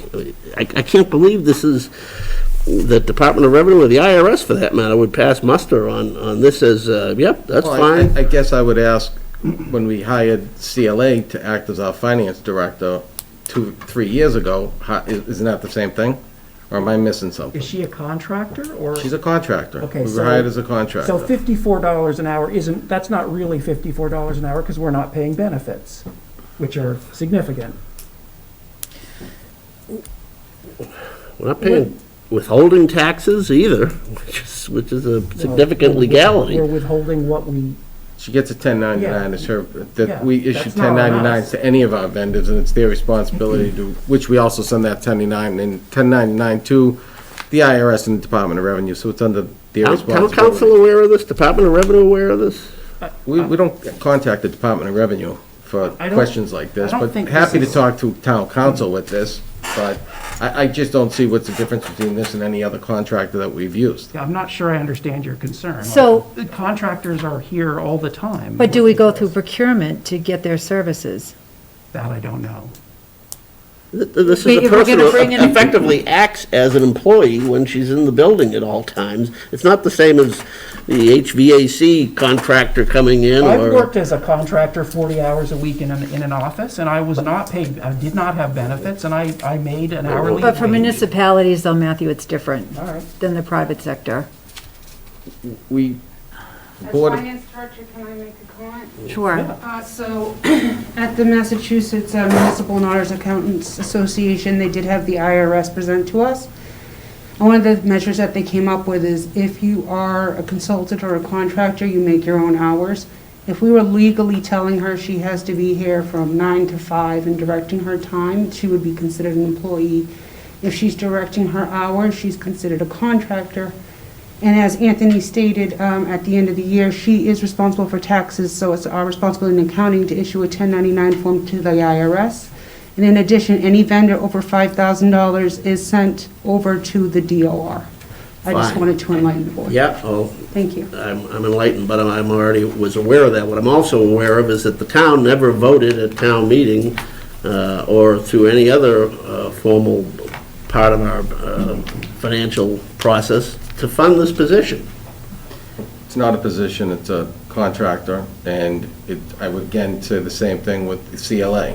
The town meeting never approved the CLA. What's CLA? We had, CLA was the accounting firm that we used when we had a vacancy in the finance department. We They were came in paying- and made presentations to us. We picked I one. was It here. I don't it was- remember. It was for a set time period. No, I don't remember that being the case. I was here. So all I'm saying is CLA was $200 an hour, and I think that we've gotten a pretty good bang for our buck. So I'm asking the board if you'd like to, if you agree with, to support the town administrator and keeping her on until March 1st. If not, then we'll make another pivot. Like, the legal issues aside, like, you know, I'd like to, you know, if she's valuable and she is doing work that needs to be done, and. Well, that remains to be seen, too. I mean, Well, It remains to be seen. We've hired 7 people, Paul. She's been a part of Yeah, everything. including our HR director, Anthony. So that was supposed to be, the last update we had on the subject back in July was, HR director, if Jennifer's been a help to us since she's been here. oh, put her on the spot. Well, you're putting me on the spot, and I'm telling you Yeah. what I need to get the job done. We've never So it's either yes or no. We've never encountered anything remotely close to this in the 40 years that I've We've been. never had 10 positions in a year either, to my knowledge, to your knowledge. The have you ever the last replaced 10? update we had in July was that Michelle will be starting at And the as soon beginning as somebody I asked can't for an finish update, well, as soon as somebody asked for an update, I gave an update, Paul. It was gonna be a couple of weeks' time, and we had the money, and then a couple of weeks has turned into. I never said a couple of weeks. Never said a So couple. does this qualify for, as a year-end transfer? Would this qualify as something that we could pay for? Yes. For a year-end transfer? Yes, we could do year-end transfer if we need to do a reserve fund transfer. We have mechanisms that can cover the cost. What's it coming out of currently? It was coming out of the HR savings for salaries. So what's it coming out of now? I don't know if what, I don't know where we stand on the salary savings from HR and then the consulting services that would be part of that.